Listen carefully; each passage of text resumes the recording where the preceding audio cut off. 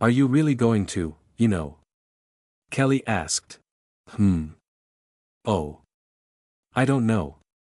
Heather said to tease her, then she chuckled. We have homework to do. She said. Even though I'm really horny, I suppose I can't enjoy that right now. Probably not. Kelly said. I need to wash my hands. She said and went to Heather's bathroom and turned on the faucet in the sink, then paused when she reached for the soap. She stared at the hand Heather had held, then almost against her will, the hand moved towards her face. She took in a long sniff with her nose. What are you doing? Heather asked from right beside her. Ah! Kelly gasped and jumped from the scare. Heather laughed at her reaction. Hey, if you want a better smell, here. She held her hand up to her friend's face. Go ahead and get a good whiff. Kelly tried to move away, so Heather moved her hand in and rubbed it all over her friend's face. You! Kelly yelled and ignored her curiosity and washed her hands and then her face. I can't believe you just did that. She said and dried them off. That's not. I was just. Kelly's face went red. You're going to twist anything I say. Heather laughed again and put an arm over her shoulders. Kelly, you're my best friend. She said and led her back into the bedroom. You know I'm going to tease you until you get your first serious boyfriend. Where am I going to find a serious boyfriend when most of them act like those idiots at school? Don't I know it? Heather laughed and sat down. I'm so glad that I didn't date Brad when he asked. Saying no is such a stupid reason for him to keep picking on you. Kelly said and sat beside her. I know, and there's nothing I can really do about it. Heather said. Even if I didn't have such a great boyfriend like Arnold, I still wouldn't date Brad, even if it would get him to shut up. That wouldn't shut him up. Kelly laughed. He'd just be bragging about you to everyone. Ain't that the truth? Heather laughed with her. I'm the best. They sat there for several moments in silence, then Heather spoke. I think you deserve to have a boyfriend as great as Arnold, too. Heather said. Heather, you're the one that deserves it. Kelly turned to sit facing her friend. You're so sweet and cute that the thought of you being stuck with one of the Neanderthals at school makes me want to gag. Kelly snorted a laugh. Neanderthals? It fits as a good description of Brad and his friends, doesn't it? Heather grinned at her and then saw someone step into the doorway of her room. Hey, look! It's my now clothed handsome boyfriend. Kelly turned her head to look at Arnold and saw that he wore a nice pair of jeans and a mostly buttoned shirt. To her credit, she didn't look at his crotch to see if he was still hard. It had been quite difficult for her to fight that instinct, however. Do we have homework? Arnold asked. Yes. It's not nearly the same amount as yesterday, thankfully. Heather said. Can you show me what needs to be done? We have all weekend to work on it. Heather said. We do, but Arnold isn't staying here this weekend. Kelly said, then she had a wicked thought. Is he staying here with us? I really doubt that Mom would let my boyfriend stay over for the whole weekend. Heather said, then she looked at Arnold. Then again, maybe, if I asked nicely. Let's go downstairs and do our homework first. Kelly said. If we do it now, we won't have to worry about trying to get it done on Sunday night. I guess that's a good point. Heather said and stood up. Mom might be in a good mood if she sees us getting it done first thing. Plus, it leaves us the whole weekend to do whatever we want. Kelly said. Let's do it. Heather said, and they stood and went with Arnold downstairs, grabbed their backpacks, and went to the dining room to do their homework. Claire saw them and walked over to see them unpack their school things, even though it was Friday. Okay, Heather.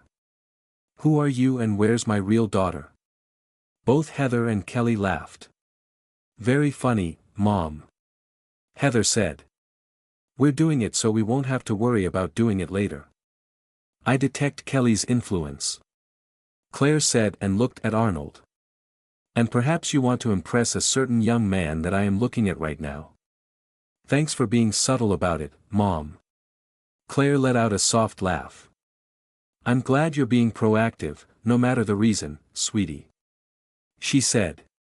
I'll try to time supper for when you finish. We don't have as much this time, even though it's the weekend. Kelly said. Oh. Claire looked at their books and saw that it was significantly less than it was before. Then I'll put the pasta on right now. I don't think we can be done that quickly, Mom. Heather said, because she knew pasta could be done anywhere from 10 to 20 minutes. Her mom made a lot of different kinds of pasta. Claire laughed. It's all right. The spaghetti can be cooked and left to sit, as long as you don't overcook it. If you add some butter and a little bit of sauce after you drain it, it will keep for as long as you need it to. Won't it be cold? Kelly asked. It will be, until I add some lightly simmering spaghetti sauce and a few meatballs. It warms the thin strands of pasta right up. Claire said. You don't have to worry about the food, dear. You three get to work and I'll take care of it. Arnold, Heather and Kelly worked on their homework and the girls had been right. There wasn't as much to do and the questions weren't as difficult. They were finished after only 45 minutes and quickly packed everything up. I am so glad Mr. Hamish didn't assign any essay questions this time. Kelly said and put her backpack on the floor beside her chair. Those are always a pain. They sure are. Heather said and shook her head. What a waste of time just copying paragraphs out of the sociology book. It's so you'll reread the content and remember it better when asked about it later. Claire said and brought out a huge platter that was heaped with spaghetti bolognese, with a little extra sauce in the center, and it had a row of meatballs around the rim. Mom, who are you feeding? Heather started to laugh. I don't see any giants around, do you? Mrs. Bradshaw, I think you outdid yourself. Kelly said and couldn't help herself and laughed, too. Claire put the platter down. I spilled the whole damn box of spaghetti into the pot by mistake. Mom! Heather gasped. You're not perfect. Ha! Ha! Claire said. You be quiet or I'll use these tongs to swat your backside. Heather's and Kelly's laughter died down and Claire served them fairly normal-sized servings. I expected you to force us to eat it all. Heather said and started to eat. I'm not that cruel to young and developing girls. Claire said. I'll be doing an extra set of squats in the morning to counter all the extra protein and carbs. Just one set? Kelly asked and looked at the mound of spaghetti and meatballs. Okay, maybe two. Claire said and they all ate. She took a bit more for herself, since it tasted so good, and she gave another helping to Arnold. Seeing that the two of them were still eating, Kelly snuck a bit more and another meatball. When they were done, Claire sat back and rubbed her slightly puffier belly. Arnold gathered up their plates without being asked and took them to the sink. I shouldn't have eaten that sixth meatball. Claire said. Me either. Kelly said and copied her. It was delicious, Mrs. Bradshaw. Thank you. You're welcome, Kelly. Claire said and went to stand up. Ugh. She groaned and sat back down. I think I need to digest this for a little while before I can drive you home, Arnold. She said. Can you carry the platter back into the kitchen for me and put it on the counter? Arnold nodded and took the platter into the kitchen. Mom, you can't just. Arnold can carry 10 platters and not even bat an eye. Claire said. There are things you need to worry about, but him carrying food into the kitchen is not one of them. Heather stopped herself from sighing. We'll have a nice long talk tomorrow while Arnold is working. What? I thought, aren't the hedges done? Heather asked as Arnold came back into the room. We need to mulch up the huge piles of debris at the back of the property. Claire said. I'm also tempted to reseed the grass and maybe add a bit of fertilizer. Wow. Kelly whispered. You have him actually working and he's not just, well, walking around and looking handsome. Claire asked and laughed as Kelly blushed. I'm not running a charity and just giving money away. He's going to be well paid for the work he's doing. She said. I've already had a few of the neighbors ask about him, too. What? Really? Heather asked. Arnold is a hard worker and that's kind of rare to find these days. So, he could be working a lot on the weekends. Heather said, a little sadly. Don't jump ahead of yourself. Claire cautioned her. I think we need to help guide him a bit more before he can accept doing yard work for other people. Heather gave her mother a knowing look and slowly nodded. Well, while I waddle over to the living room to let this food settle, the three of you can go on upstairs for a while. Claire said and stood up and chuckled. Yes, I definitely ate too much. Is it sore? Arnold asked and Heather caught her breath. No, it isn't sore. Thank you, Arnold. Claire said and walked away. Heather took Arnold's hand and the three of them went down the hallway and up the stairs to go to Heather's room. Once inside, she shut the door and walked over to the bed. She sat down and Arnold sat next to her, and Kelly wasn't sure what to do because Arnold now sat in her normal spot. She thought about sitting on Heather's other side, but that just seemed weird. Sitting beside Arnold also seemed weird, so she turned and saw the desk with the computer. Kelly went to it and turned it on, then sat down to wait for it to start. Heather, did you have any luck working with that program? Hell no. Heather laughed. I can't figure out much more than what we did the other night. Kelly chuckled. If someone could develop a good user interface, the program would kick ass. The computer came on and Kelly started checking on a few things. Do you want me to kiss it and make it feel better? Arnold asked Heather. I don't feel like it right now. Thank you, though. Heather said and gave him a kiss, then she kissed him a bit more, then moved off of his lips and kissed his cheek, then moved down to nuzzle his neck. Kelly relaxed and hadn't realized she had tensed up. She was worried that Heather was actually going to go through with it and let her see them going at it. The problem was that she was disappointed that she wasn't going to see them going at it. With that on her mind, it immediately showed her the mental picture she had taken of Heather casually stroking Arnold right in front of her. Kelly's face turned bright red and she desperately needed something to distract her. VR. She thought and quickly set up the demo program she liked so much. She liked some of the available games, but she wasn't at home and didn't have access to her own accounts. Plus, the demos were just mindless fun and didn't require a lot of thought. She reached for Heather's VR headset and then she felt a set of eyes bore into the back of her skull. She turned her head and saw Arnold was staring at her with such intensity that it gave her a shiver. I'm just playing a demo. Kelly said and couldn't tell if it was a good shiver or a bad shiver. Heather stopped nuzzling Arnold and looked at her as well.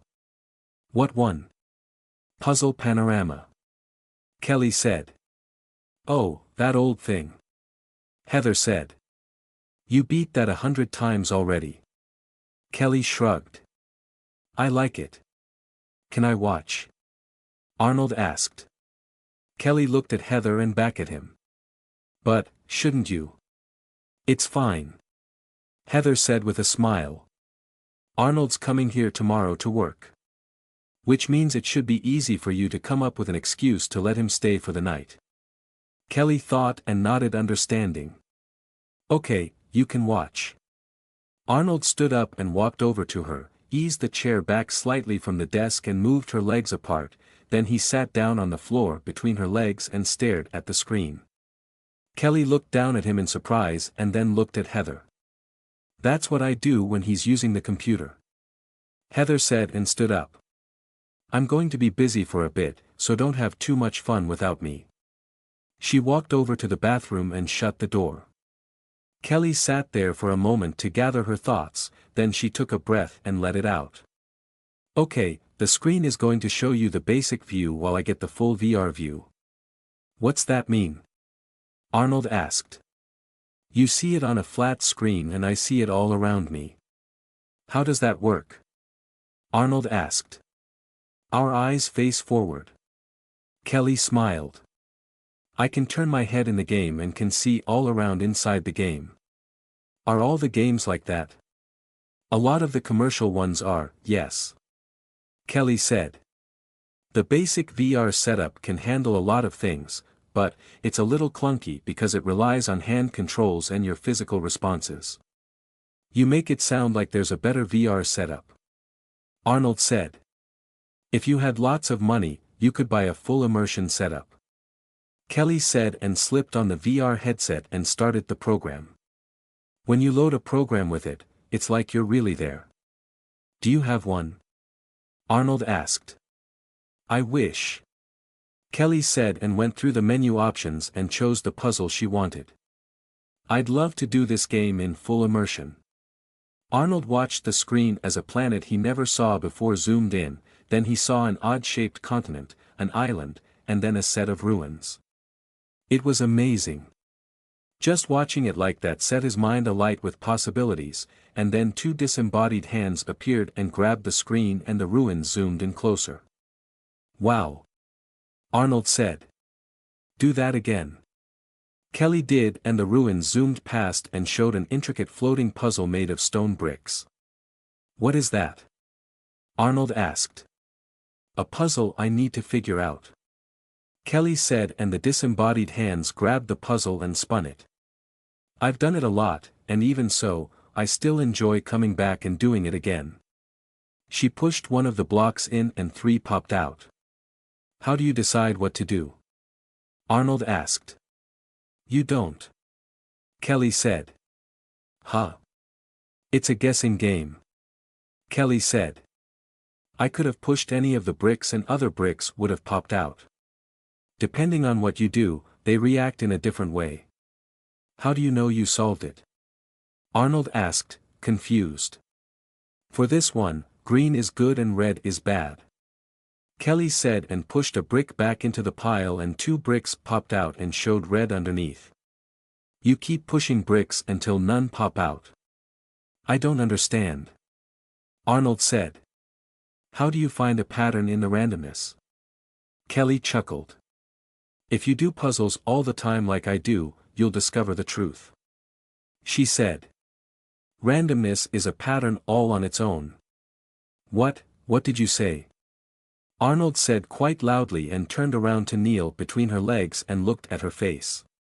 Kelly paused the game when she felt him move and put the controls down, then slipped off the headset. When you see something that seems to be random, that tells you there's a pattern to discover. She said.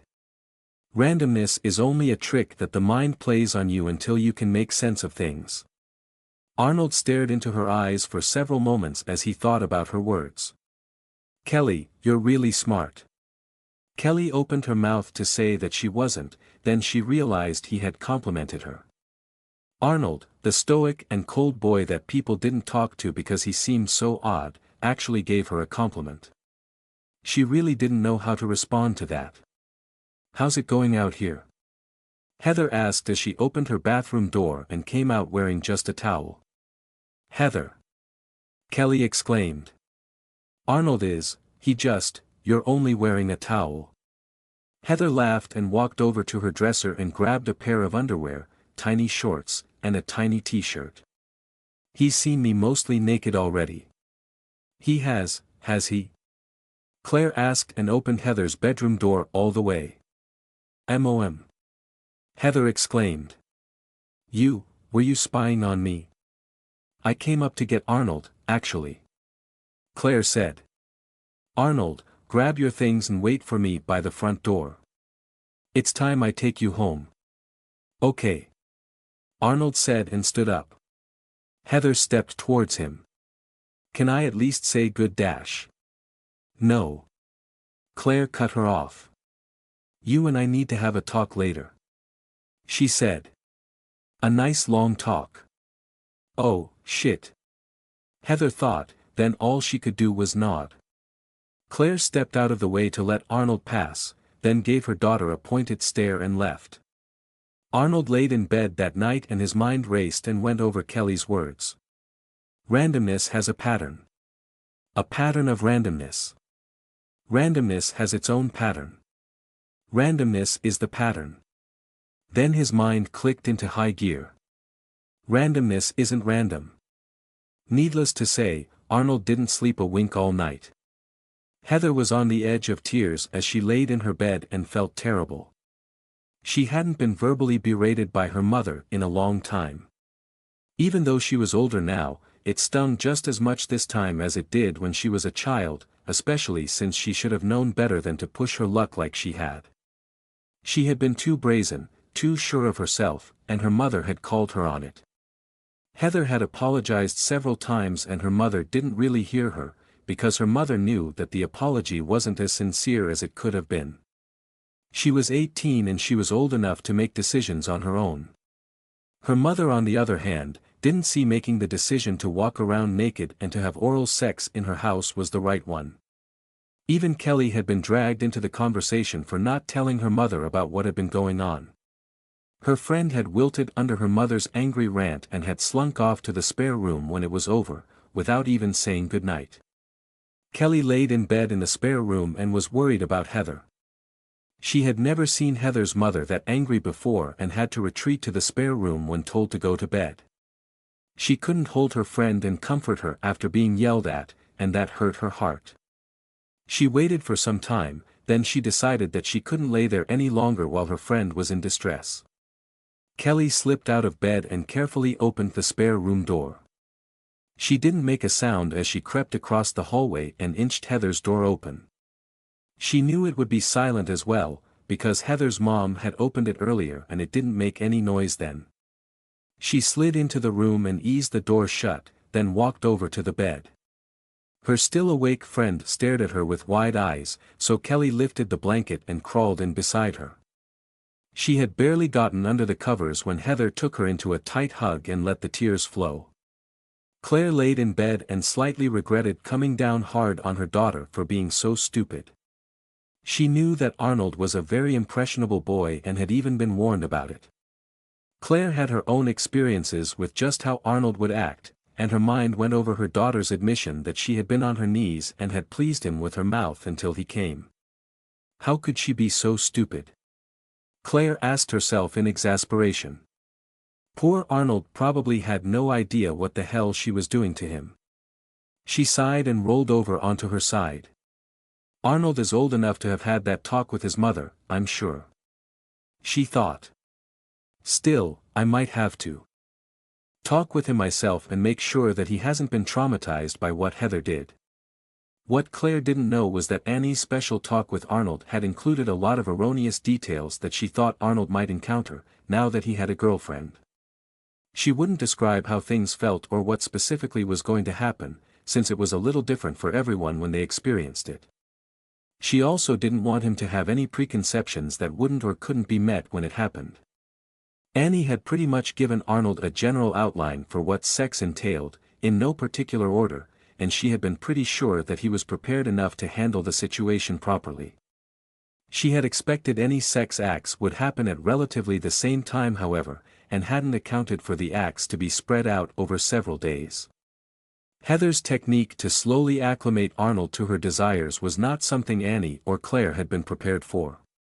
It was both sneaky and smart for her to do that, considering the time restraints that had been placed upon her. At least she didn't try to do it at school or try to sneak around outside somewhere. Claire thought and closed her eyes and tried to go to sleep. I overreacted and I think I'll apologize to her and Kelly in the morning. The next day, Arnold was out of bed and dressed for work without being asked. He wasn't quite at the happy stage, not in the general sense, but, when he sat down at the kitchen table to eat, his mother noticed the slight change in his demeanor. "Arnold, are you okay?" Annie asked and served him breakfast. Arnold nodded and started to eat like he normally did. Annie sat next to him and wondered what was different about him, then a thought occurred to her. Arnold, did you have sex? Annie asked. Not all of it. Arnold said. Annie did her best to hide her surprise. What part? Oral sex. Arnold answered. Annie let out a relaxed sigh for a moment, then she realized what he said. Which one? Both. Arnold said and finished eating. Annie sat there with her mouth open a little in surprise as he took the plate and rinsed it off and washed his hands. What did you think of it? I've never seen kisses like that before. Arnold said, truthfully. Kisses? Annie thought, then she went over how it would look from his point of view when Heather had gone down on him. I guess it would look like a kiss.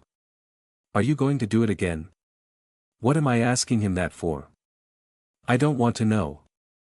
I don't. I asked her yesterday and she said she didn't feel like it. Arnold said.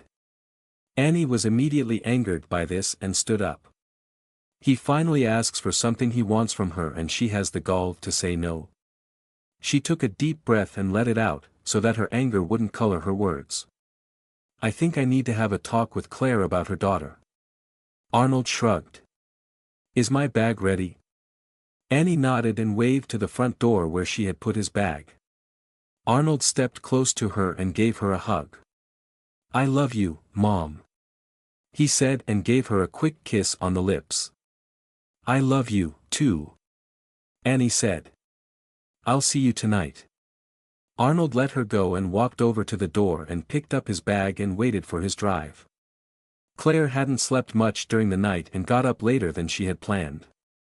Even after a shower and getting changed, she was still a little groggy when she walked to her daughter's room and knocked. Heather, can I come in? Sure. Heather said and sat up and tried to cover the Kelly-sized lump by ruffling the blanket and tried to make the bed look messy. Claire opened the door and saw the mess of the bed and then looked at her daughter's tear-stained face and bloodshot eyes. Heather, I may have overreacted last night. Mom, I really am sorry. Heather said.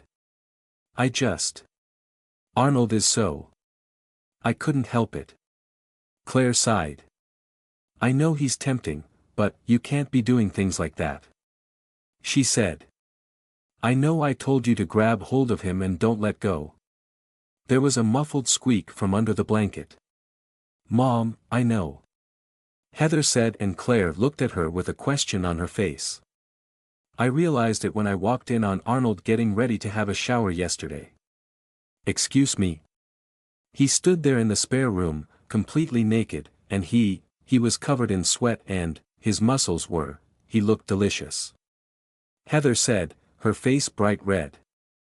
I told him to kiss me. Heather. Claire started to admonish her. Let me finish. Heather said to cut off the rant before it started. The spare room door was wide open and I didn't care. All that mattered was having him kiss me right away. When he did, I played with him and got him hard. Good God, Heather. Claire sighed. I wanted to suck him off right there, Mom. Heather said, her voice full of confidence and her blush faded.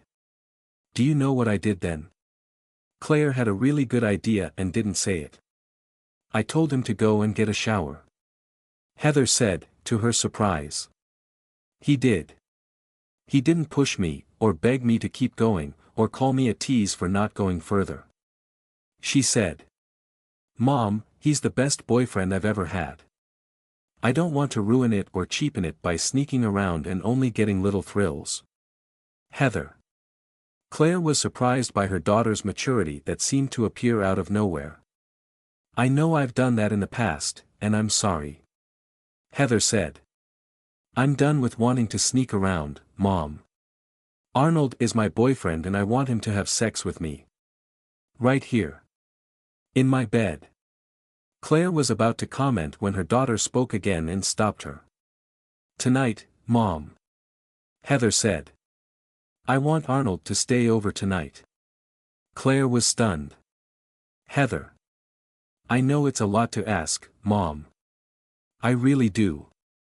I'm not saying that we will have sex, because he might be tired from work or I might not feel like it. Heather said. I want your permission to have him here in my bed, just in case it does.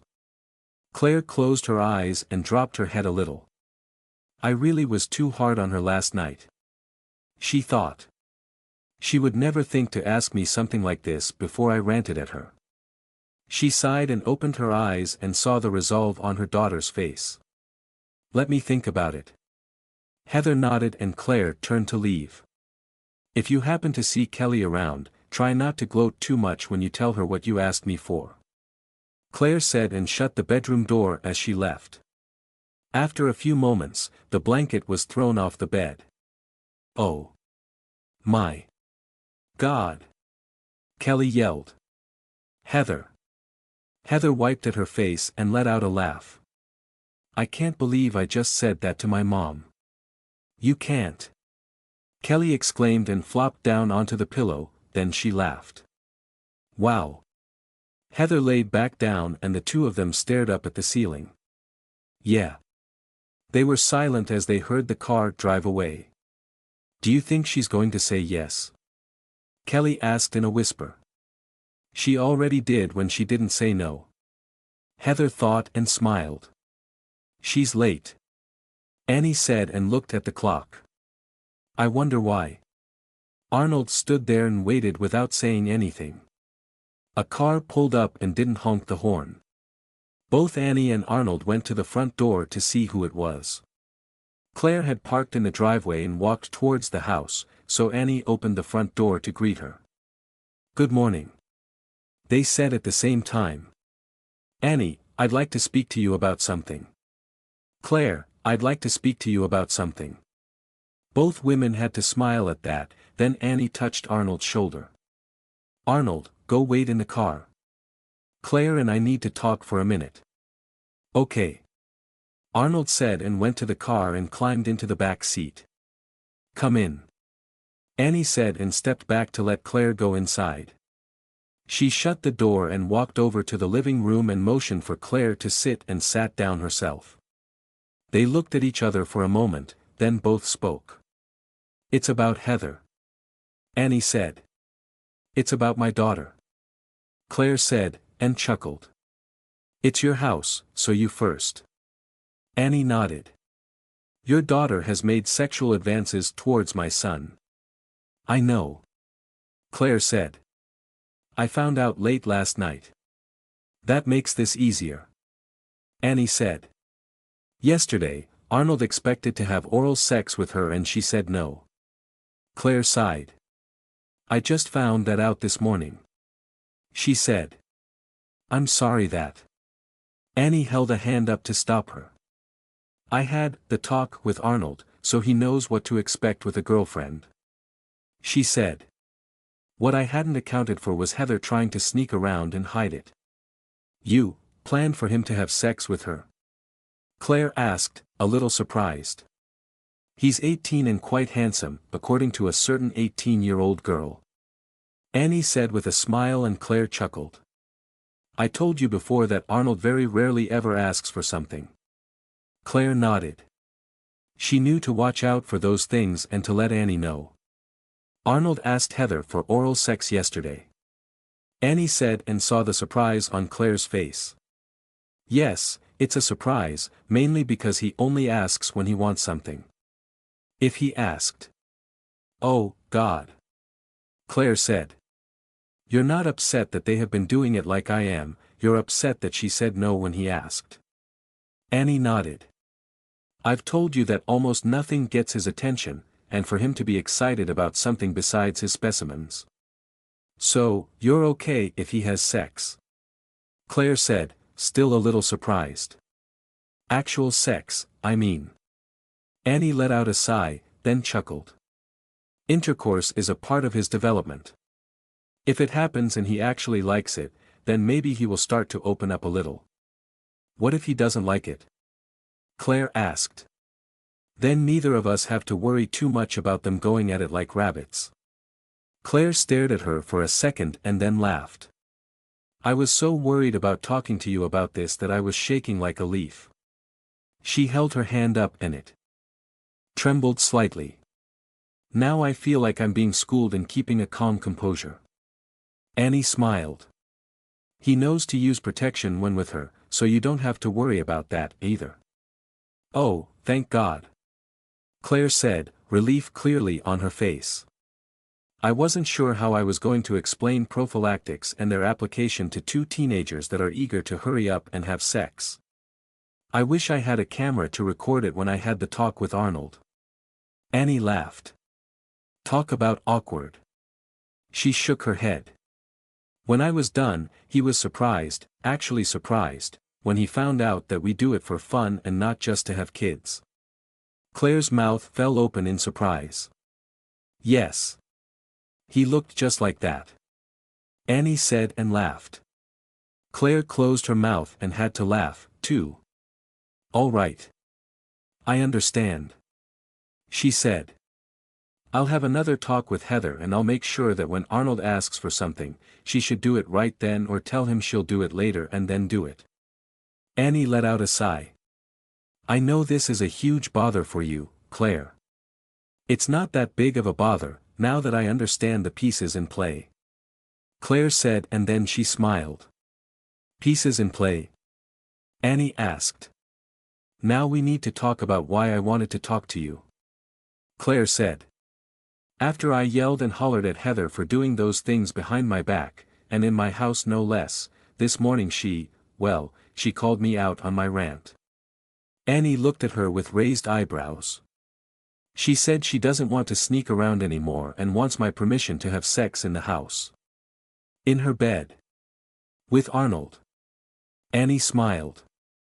That's pretty bold for a daughter to say to her mother. You were going to say, ballsy, weren't you? Claire asked and she nodded. Well, you might say something else when I tell you what else she said. She let Annie wait for a moment, then she spoke. She wants Arnold to sleep in her bed tonight. Excuse me? Annie asked. I couldn't have heard that right, could I? She said they might not have sex, but she wants him to be there in case it does. Claire said. The downside of being bold is they ask for bold things. She chuckled. I was worried that my daughter was corrupting Arnold with her proclivities and then you asked me to make sure that when he asks, to make sure he gets it. Annie couldn't retract her statement, even knowing Arnold's sex life was about to take a huge upturn. Don't worry, Annie. Claire said and stood up. When I talk to Heather, I'll make sure she understands what Arnold asking her for something really means. Annie couldn't counter that statement either. Claire put a hand on her shoulder, then she leaned down to give her a hug. I made a promise to you that nothing bad will happen to Arnold and I intend to keep that promise. She said and let her go. I'll keep them apart and delay it for as long as possible, so rest assured. When it happens, it'll be perfect and full of anticipation on both their parts. Oh okay. Annie said, a little stunned by the turn of the conversation. I better go. I need to rent a wood chipper so Arnold can keep working. Claire said and walked towards the front door. I'm really glad we had this talk, Annie. She said, gave her a wave, and left. Claire rented the wood chipper and then paid for delivery. The truck followed her and they dropped the large wood chipper at the end of her driveway that was closest to the backyard. The man gave her the same explanation that she gave Arnold about servicing equipment and to never, ever, put their hands or other appendages inside either end at any time. Arnold listened as well and the man started it up and showed them how it worked, then turned it off and left. I'll get the garbage bags, Arnold. You go and get the wheelbarrow. Claire said. We'll have to bring the debris here to mulch it. Arnold nodded and went to get the wheelbarrow, then took it to the backyard and started to fill it. Claire came out with a large box of garbage bags and set up a bag on the end of the machine. Arnold came back and turned on the machine, then quickly tossed in everything from the wheelbarrow. He turned it off and went back for another load. Mom! We're going to the mall. Heather said loudly. We need to talk again when you get back. Claire said. Be careful. Okay. Heather said as she grabbed Kelly's hand and they walked quickly down the driveway. They walked down the street and then around the corner. Are we really going to do this? Kelly asked and Heather smiled. The bus will be at the stop in 10 minutes. Heather said and picked up her pace. We should get there just in time. Heather, are you sure? Kelly asked. I'm positive. Heather said and smiled. You'll help me pick out some good ones, right? Yeah. Kelly said and then she smiled, too. Arnold won't know what to do with himself. After the 20-minute bus ride to the mall, the two slightly giddy young women spent over 2 hours looking through lingerie and even tried some on, after taking the store's recommended precautions, of course. No one wanted to try on underwear someone else tried on without being cautious about it. They eventually decided on a nice black lace push-up bra with a matching pair of panties that only had lace and no other fabric. Both items barely covered her naughty bits and Heather was fine with that. The best part was that it was on sale and they left the shop quite happy with their purchase. Heather and Kelly grabbed a box of mixed donuts and then rode the bus back to the stop. They held in their giggles until they were walking back to the house. I can't believe you bought them. Kelly laughed. Don't say that. Heather laughed, too. You have to convince me to wear them. Kelly snorted and they both kept laughing. They calmed down as they approached Heather's house and then walked up the driveway. We're back. Heather said loudly, then the sound of the wood chipper cut off. What did you say? Claire asked and peered around the large machine. I have donuts. Heather said and held up the big box. Arnold, it's time to break for lunch. Claire said and Arnold came around from the other side. The both of them were sweating a lot and they followed Heather and Kelly inside. You guys get first pick. Heather said and put the box on the counter and opened it, while Claire and Arnold washed their hands in the sink. Kelly took the opportunity and slipped by Heather and took the small bag down the hall and up the stairs. Oh, I want that one. Claire said and picked a caramel-covered white donut with red sprinkles. Caramel. She said and practically kissed it as she took a huge bite. Arnold grabbed the closest one and started to eat it without a comment. You're working hard on a Saturday, so I thought you needed a treat. Heather said and took a double chocolate one, which was a chocolate donut with chocolate icing, and it had white sprinkles. I like the icing sugar-coated ones. Kelly said and moved around the box to grab one and saw that it was gone. Hey, what? She looked to see who took it and saw that Arnold had it partially gone. Oh. You took it. Arnold stopped eating and looked at the donut he had in his hand. He had only taken 2 small bites out of it, so he walked over to the counter by the wall, grabbed a small knife, and came back to the counter. He used the box top as a cutting board and carefully and expertly sliced off the parts with his lip and teeth marks on it and left 2/3 of the donut untouched, then he held it out to Kelly. Arnold, you didn't have to do that. Kelly said and took the offered donut. Arnold ate the small cut-off piece and then grabbed the next donut in the box and started to eat. Heather and her mother glanced at each other and then at Arnold. Claire had told Heather that Arnold ate mechanically and usually didn't stop unless told to, so this was a surprise for them. Kelly hadn't noticed the difference and just appreciated the gesture. He could have kept eating it and said he was sorry, and instead he cut off the part where he bit it and gave it to me. She thought and took a bite from the cut end. That was really nice of him. It's a little odd to eat dessert first. Claire said and licked some caramel off of her fingers. Does anyone want a meatball sub for lunch? I can wait for supper. Heather said with a smile. I think 2 donuts killed my appetite. Claire chuckled. Kelly. I can wait, too. Kelly said and finished her donut. At that moment, she didn't want any other food in her mouth to distract her from what Arnold just gave her. Arnold, eat another donut and we'll get back to work. Claire said, and Arnold grabbed the next donut in the box and it was gone in a couple seconds. This surprised them, especially Kelly, since Arnold had the powdered sugar donut for at least a minute and had only taken 2 small bites.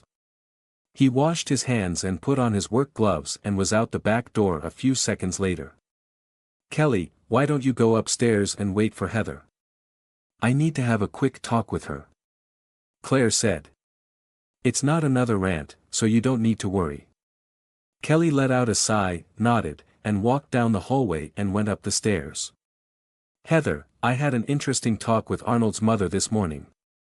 Heather had a look of surprise on her face for only a moment, then gave the best blank face that her mother had seen since Arnold's. "Before I get into specifics, the answer is yes." Heather took in a deep breath to yell happily and Claire reached out and grabbed her arm. "Hush." Claire spat and shook her a little. "This isn't a game where you just won a prize." Heather closed her mouth and knew she shouldn't argue about winning. "Sorry. I'm allowing this only because Annie is allowing it," Claire said. "There are also some conditions that I need to warn you about." "Conditions?" Heather asked, a little confused. "Yes." Claire let her arm go, so that she wouldn't grip it too hard to try and get her point across. "Annie knows about Arnold asking you for oral sex yesterday." What? Heather stuttered, shocked. "I'm pretty sure she asked Arnold about what's been going on. Since he's straightforward in everything he does, he told her." Claire said. "She reminded me of something as well." What's that?" Heather asked. "Arnold almost never asks for anything," Claire said. "When he does, it usually means he really wants it. As in, you should give it to him as soon as he asks or tell him to wait until later and then give it to him." "But, Mom." "Yes, I know you weren't in the mood yesterday and told him no," Claire said and walked around the counter to stand in front of her daughter. "You were being mature about it and knew you would be using him for your own pleasure, so you said no, and I respect you for doing the right thing." Heather blinked her eyes for a moment, because she hadn't heard those words from her mother before. "But, we both know Arnold isn't quite the typical male. He's full of odd quirks and he doesn't react to certain things like normal people." "Mom, he's..." "Yes, I know," Claire said. "I also know that the lingerie you bought won't affect him at all." "What?" Heather's eyes were wide. "He doesn't notice things like that or he disregards it as not important," Claire said. "So, when you reveal it to him tonight and he doesn't say you look beautiful or reacts at how revealing it is, do not get angry at him." Heather was going to deny getting angry if it happened, then she sighed. She had to admit to herself that she would be hurt if he didn't at least say she looked pretty when she showed off for him. "I'm glad you understand," Claire said. "Also, I don't want you to ask him to do anything odd or weird." "Mom." Heather's face flushed red as she blushed. "It will be his first sexual experience, Heather. What you do tonight will be what he thinks all sexual encounters are going to be like in the future." But. Heather felt the pressure on her build up. "Easy, now. Everyone thinks that for their first time," Claire said and touched her arm and rubbed it. "Plus, there's no pressure to have sex tonight. He's just going to be there in case it happens." Heather took a breath and let it out as her own words were used against her. "Heather, just make love to him, and don't do anything funky." "Mom!" Heather exclaimed. "Don't tell me that you don't know what I mean," Claire said and pretty much dared her to say it. Heather opened her mouth to say that she didn't know what her mother meant, then realized that she shouldn't lie to her, not after admitting that she didn't want to sneak around anymore. "Okay. No weird positions, even though they feel way better, and..." Heather audibly swallowed. "No but stuff." Claire smiled. "I'm glad you didn't deny it," she said and pat her arm. "You make sure you do right by him tonight. Believe me, it will pay off in the long run." She leaned in close and whispered. Later on, you can ask him for what you want and you know he won't say no. Heather didn't say anything and just nodded. Good. Claire said, and the buzzing of the wood chipper starting up was loud in the kitchen. Arnold is doing another load of branches. I need to get out there, so go upstairs while I pretend that you're not telling Kelly everything I just told you. Heather chuckled and gave her mom a hug. Thanks, Mom. You're my baby girl. I'll always try my best for you. I know, Mom. Heather said. You went to my boyfriend's mother and asked for her permission for him to have sex with me. She took her mom's hand and squeezed it. I don't know of any other mom that would do that. She said and then smiled. That's pretty ballsy. Claire chuckled at the term, because Annie wanted to use it to describe her daughter. Now you know where you got it from. Heather laughed, nodded, and walked away down the hall and then went up the stairs. Claire went outside and removed the full bag of mulch from the end of the machine and added another empty one while Arnold went for another wheelbarrow full of debris. They worked for another 4 hours and finally finished turning all of the debris into mulch. They had bags and bags of it and Claire looked at it all and laughed. Arnold, I can't believe we did all of this. Claire said and waved at them, then turned to look at the young man that had done the majority of the work. Thank you for doing all of this, Arnold. Arnold nodded and didn't respond, and she knew he wouldn't, since she didn't ask him a question. Claire stared at him and knew that he was going to have sex tonight. In her house. With her daughter. This is enough for today. Go inside and take a shower in the spare room and get changed. She said. We'll spread out the mulch tomorrow. Arnold nodded and wiped off the wheelbarrow and put it back into the shed, then came back and wiped off the wood chipper as much as he could, without putting his hands near either end of the machine. With that done, he went inside and did as Claire told him. Claire called the number on the side of the rental machine and they sent someone over right away. She only had to wait 10 minutes for the truck to arrive and the same man hooked it back up to take it away. No lost fingers, arms, or feet. He asked with a laugh and Claire shook her head, so he gave her a wave and drove away. Claire went inside and went up the stairs to see the spare room door was open and Heather's was not. She leaned against Heather's door and heard giggling and moving around, so she walked over to the spare room and went inside. To her surprise, the bathroom door was open and then a very wet Arnold stepped out. Naked. Claire's eyes roamed down his fairly muscular body, and since he had just done a lot of physically strenuous labor, they were popping with both strength and youthful vitality. Her gaze eventually dropped to his crotch and she stopped herself from licking her lips. Barely. She looked back up at his face and saw that he was watching her as he dried off. I guess now we're even. Claire said. Do not talk about seeing me naked with anyone except me and only when we are alone. Arnold repeated the words she had said to him after he saw her naked and she had to smile. Okay. Claire said and walked to the room's door, then turned around to give him another look. By the way, you're staying here tonight. Arnold tilted his head slightly to look at her. He never stayed away from home all night before. Can you call my mom and tell her that I won't be home until tomorrow? She already knows. Claire said. Get dressed and you can hang out in Heather's room until supper. Arnold nodded and Claire left the spare room to go to her own room to get a shower.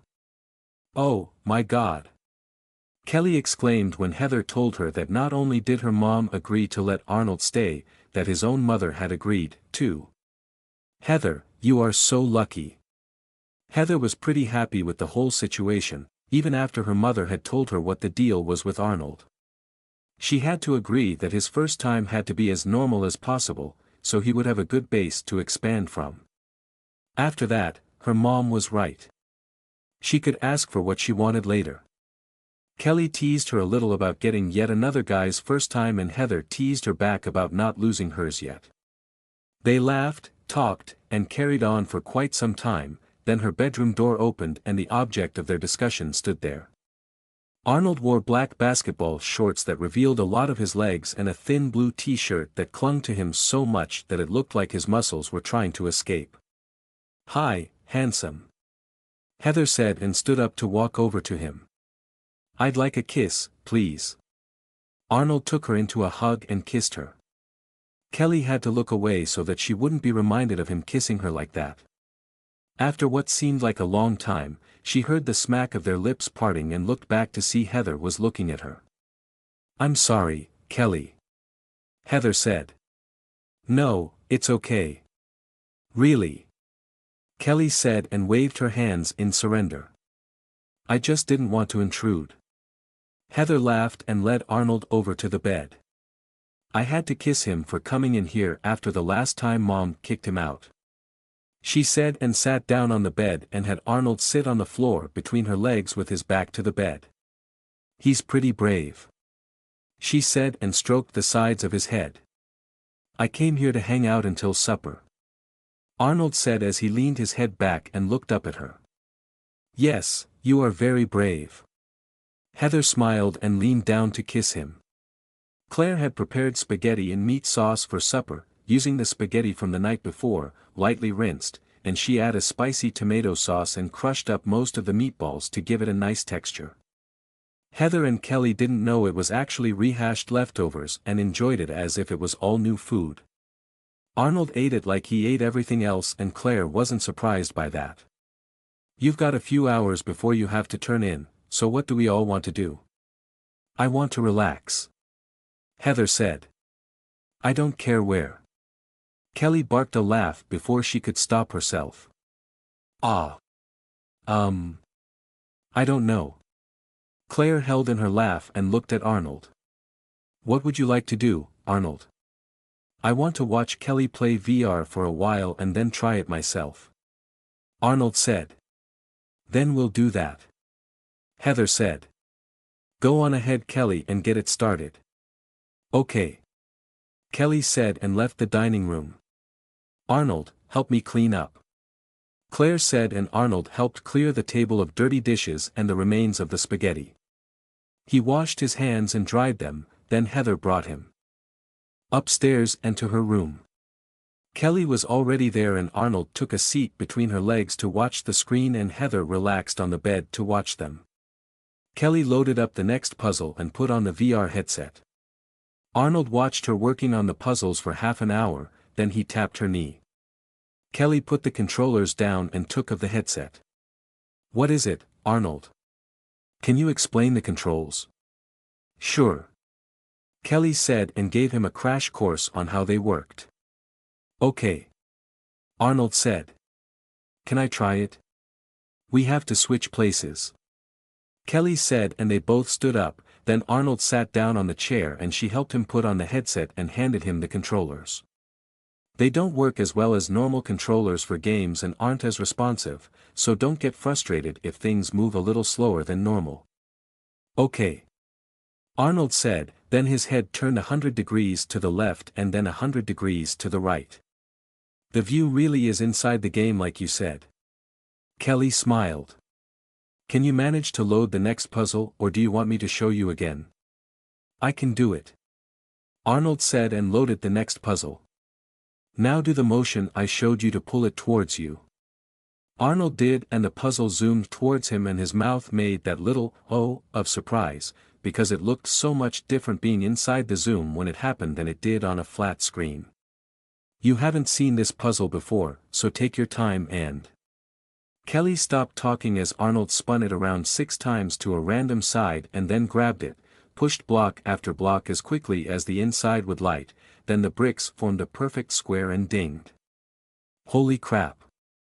Kelly whispered. Arnold loaded another puzzle and solved it just as quickly, then did the next, and that was it. "That's all? It's over?" he asked as the words "game over" floated in front of him. He swatted at them with his hands and the letters he hit spun around. He did it again and let out a low chuckle. Both Kelly and Heather froze at the sound, because as far as they knew, he had never laughed. Ever. "Hold on, Arnold," Heather said and looked at Kelly. Harley's Adventures. Kelly almost gasped. That's perfect, she said. Arnold, just sit there and let me load something up for you. Okay, Arnold said and stopped swatting the letters. They faded away and he was left in darkness for about 20 seconds, then an entirely new world loaded in around him. He now stood in an overgrown grassy cartoon field. This is a game called Harley's Adventures, Kelly said. It's one of the very first games that came out on VR. She left off that it was designed exclusively for kids. Go ahead and walk around a little. Arnold nodded and he also nodded in the world. He used the controls to move forward and the grass parted for him, then a big cartoon duck jumped up out of the grass and quacked at him. He automatically swung at it and bopped the duck on the head with his virtual hand. The duck spun around in the air 4 times and fell to the ground, stunned. It even had little birds fly around over its head.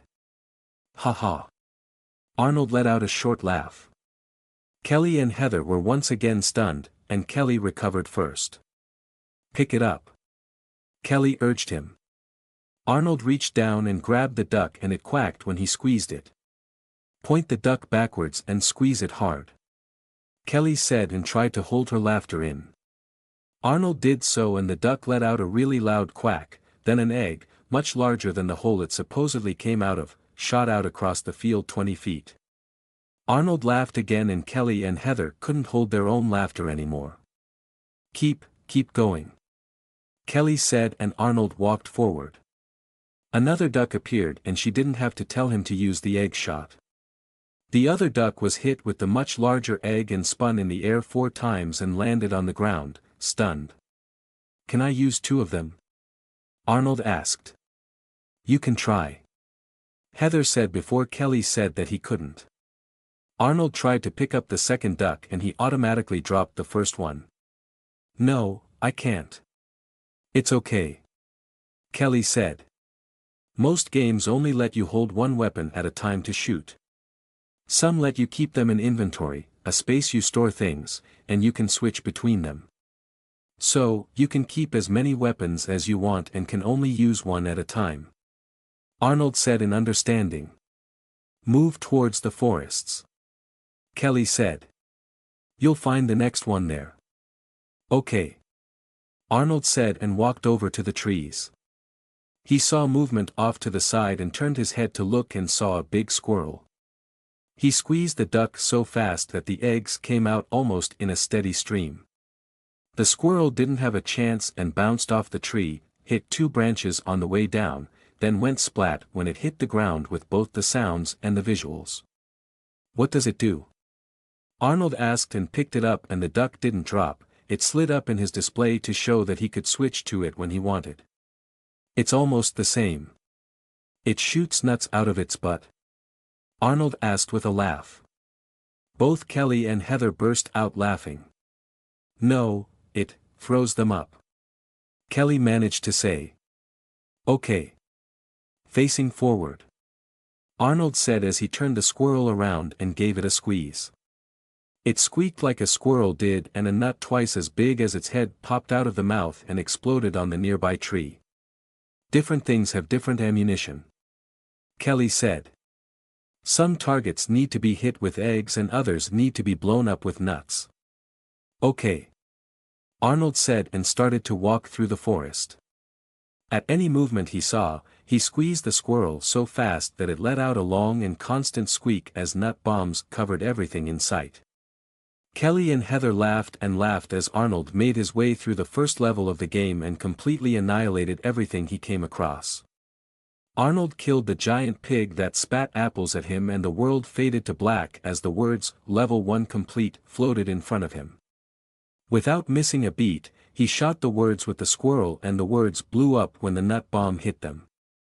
The letters reformed and Arnold switched to the duck and shot each letter and made them spin individually. I didn't know you could do that, Heather commented. Claire knocked on her daughter's room's door frame, since the door was open. I heard a lot of laughing. Arnold was kicking ass in a game, Mrs. Bradshaw, Kelly said and took the headset off of Arnold, after making sure his progress was saved. He's really good at it. It's getting late, so I need to have a little talk with him. Claire said. Then I think it's time for bed. Both Kelly and Heather caught their breath at her words. Arnold, follow me, please. Claire said. Arnold put the controllers down and followed Heather's mother out of the room and down to her own. Claire stood him in the middle of the room and went back to shut and lock the door. She leaned against it in a similar move to what Heather had previously done and posed. If Arnold had cared for such things, her short skirt highlighted her perfect thighs with that pose. Arnold, I talked to your mother this morning and I know that she discussed with you what might happen now that you have a girlfriend. Claire said as she slowly walked over to him. Now, I have a serious question to ask you. She stopped in front of him and took a deep breath and let it out. Do you want to have sex? Yes. Arnold said without hesitation. Claire was caught a little off guard, because usually people don't admit to it right away and try to skirt the issue. Why? Mom said it was something that everyone did.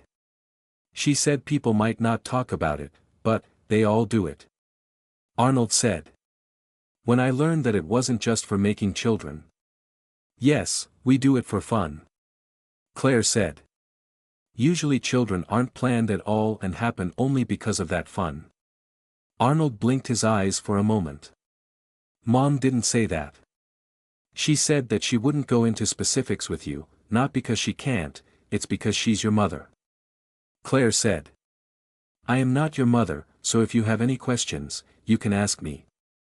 Okay. Arnold said. How does sex start?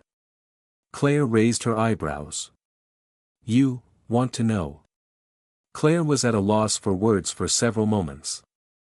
Well, there can be a lot of different situations that can be turned to sex. Usually two people like each other and have chemistry. People have chemistry? Arnold asked, confused. It's a term that means they turn each other on, not chemistry like in school. Oh. Sex can start with a simple touch or with a comment about how good someone looks. Claire said. Or they can open part of their clothes and show you a hidden part of their bodies, or in a case like yours, just asking for it will work.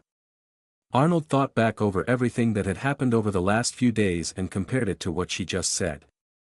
Thank you for telling me. He said as he put his arms around her and kissed her. Claire was completely stunned by this turn of events and didn't react like she should have. Her lips moved on their own and her arms went around his neck, then she kissed him back with enthusiasm. Arnold felt the difference in her kisses and adjusted his to match, and Claire moaned into his mouth. Claire hadn't been kissed like it in years and she nearly lost herself completely to it. They stayed like that for a full minute before she realized what she was doing and broke the kiss. Hey Arnold. Claire gasped. I'm sorry that I didn't notice you wanted it. I'm new to this. Arnold said and reached down to grab her ass, picked her up like she weighed nothing, and walked over to the bed. Arnold. Claire gasped as he sat her down, then he gently pushed on her shoulders like Heather had pushed on his and she fell backwards onto the bed. You've been flashing me your body and asking me what I thought of seeing you naked, and I had no idea you wanted sex. Arnold said as he pushed her skirt up to her hips and knelt between her legs. Now I do. He said as he pulled her panties off, and then he gave her an intense stare that made her shiver. Claire's mind was yelling at her to speak, to tell Arnold to stop, to say something, anything at all, and then he started to lick and kiss her with ferocity and a lot of skill. Her body betrayed her then, and all she could do was close her eyes and enjoy the feeling of having a handsome young man French kiss her between the legs.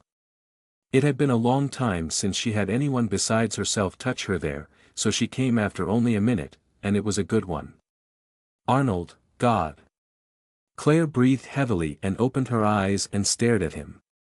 You just asked me if I wanted to have sex. Arnold said and stood up, and he wasn't wearing his shorts. He was also quite hard for her. I said yes. He said, and he touched the tip to her opening. It felt like an electric shock went up her spine and she propped herself up on her elbows. WW8, Claire started to say that she had asked if he wanted sex on behalf of her daughter, then Arnold pushed himself all the way in and her words died before they were born. She threw her head back and clenched her teeth to stop from moaning as he moved in and out of her like a machine. She gripped the blanket on the bed and made fists with her hands as she held on and didn't tell him to stop. Yes, that's it. Claire whispered. Oh, Arnold, thank you, oh. Arnold felt her clamp onto him hard as she came. He kept pumping in and out of her for a few more moments, then he felt himself go, too. Slow down. Claire whispered and Arnold slowed down. Sometimes, a woman is really sensitive after sex. Is it sore? Arnold asked and stopped moving. A little. Claire responded. Arnold pulled out and moved down to look at her. It's all red. He said and lightly rubbed it. I better kiss it and make it feel better. W8. Claire started to say that she wasn't ready and he covered her in feather-light kisses. She came again from the tender touches and she had a hard time catching her breath. That's enough. Thank you. Arnold stopped kissing her and stood up.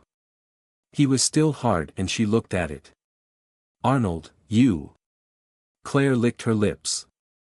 Never, ever talk about this with anyone, except with me and only if we are alone. She said and he nodded. Go wash yourself up in the bathroom and then go to Heather's room. If she tries to play with you, or shows you her underwear, make sure to tell her that she looks pretty. Then have sex with her. Arnold asked to make sure, since that was one of the situations Claire had told him. Yes, Arnold. Claire said. Make love to Heather like you just did to me. Arnold nodded and went to the bathroom and washed up, then came back out and put his underwear and shorts back on. Wear protection this time. Oh, and Heather might take a bit longer to finish than I did. Claire said. So will you, especially wearing a condom. Okay. Arnold said and walked to the bedroom door, then turned around and walked back to the bed and leaned over Heather's mother. Would you cry if I said I love you? Claire's heart fluttered at the look in his eyes. I might. She said in a slightly shaky voice. Arnold leaned down to give her a 3-second kiss, then he left her room without saying a word. Claire laid there and she couldn't decide if she wanted him to say it or not, mainly because she wasn't sure if it would make this situation better for her or much worse for Heather if she ever found out. Arnold closed Claire's door and went to Heather's room. The door was closed, so he knocked and waited. Just a minute. Heather said from inside. The door opened a few moments later and she stood there with a red face and a silk bathrobe on. Come in. Heather stepped back out of the way and there were 24 of the battery-powered little tea lights scattered around the room and the main room light was dimmed. Arnold looked around curiously at the change and wasn't sure what to make of it, because he had been in her room not long ago and it hadn't looked like this. Kelly helped me set them up. Heather said and shut the door. They're electric and not really candles, so there's no danger of lighting the place on fire. Arnold squinted his eyes for a moment as he looked at the setup, then he jumped up onto the bed to look down at them. It's in the shape of a heart. You were right, Kelly. He did see it. Heather thought with excitement, then she took his hand. Arnold, there's something else I want you to see. She said and had him step down off of the bed and sat him down on the edge. She walked part way across the room as she slowly untied the robe, then she turned to him and pulled the robe open. With Arnold's new knowledge that Claire had given him, he knew this was one of those times that called for sex. You look very pretty. He said and stood up, then walked over to her.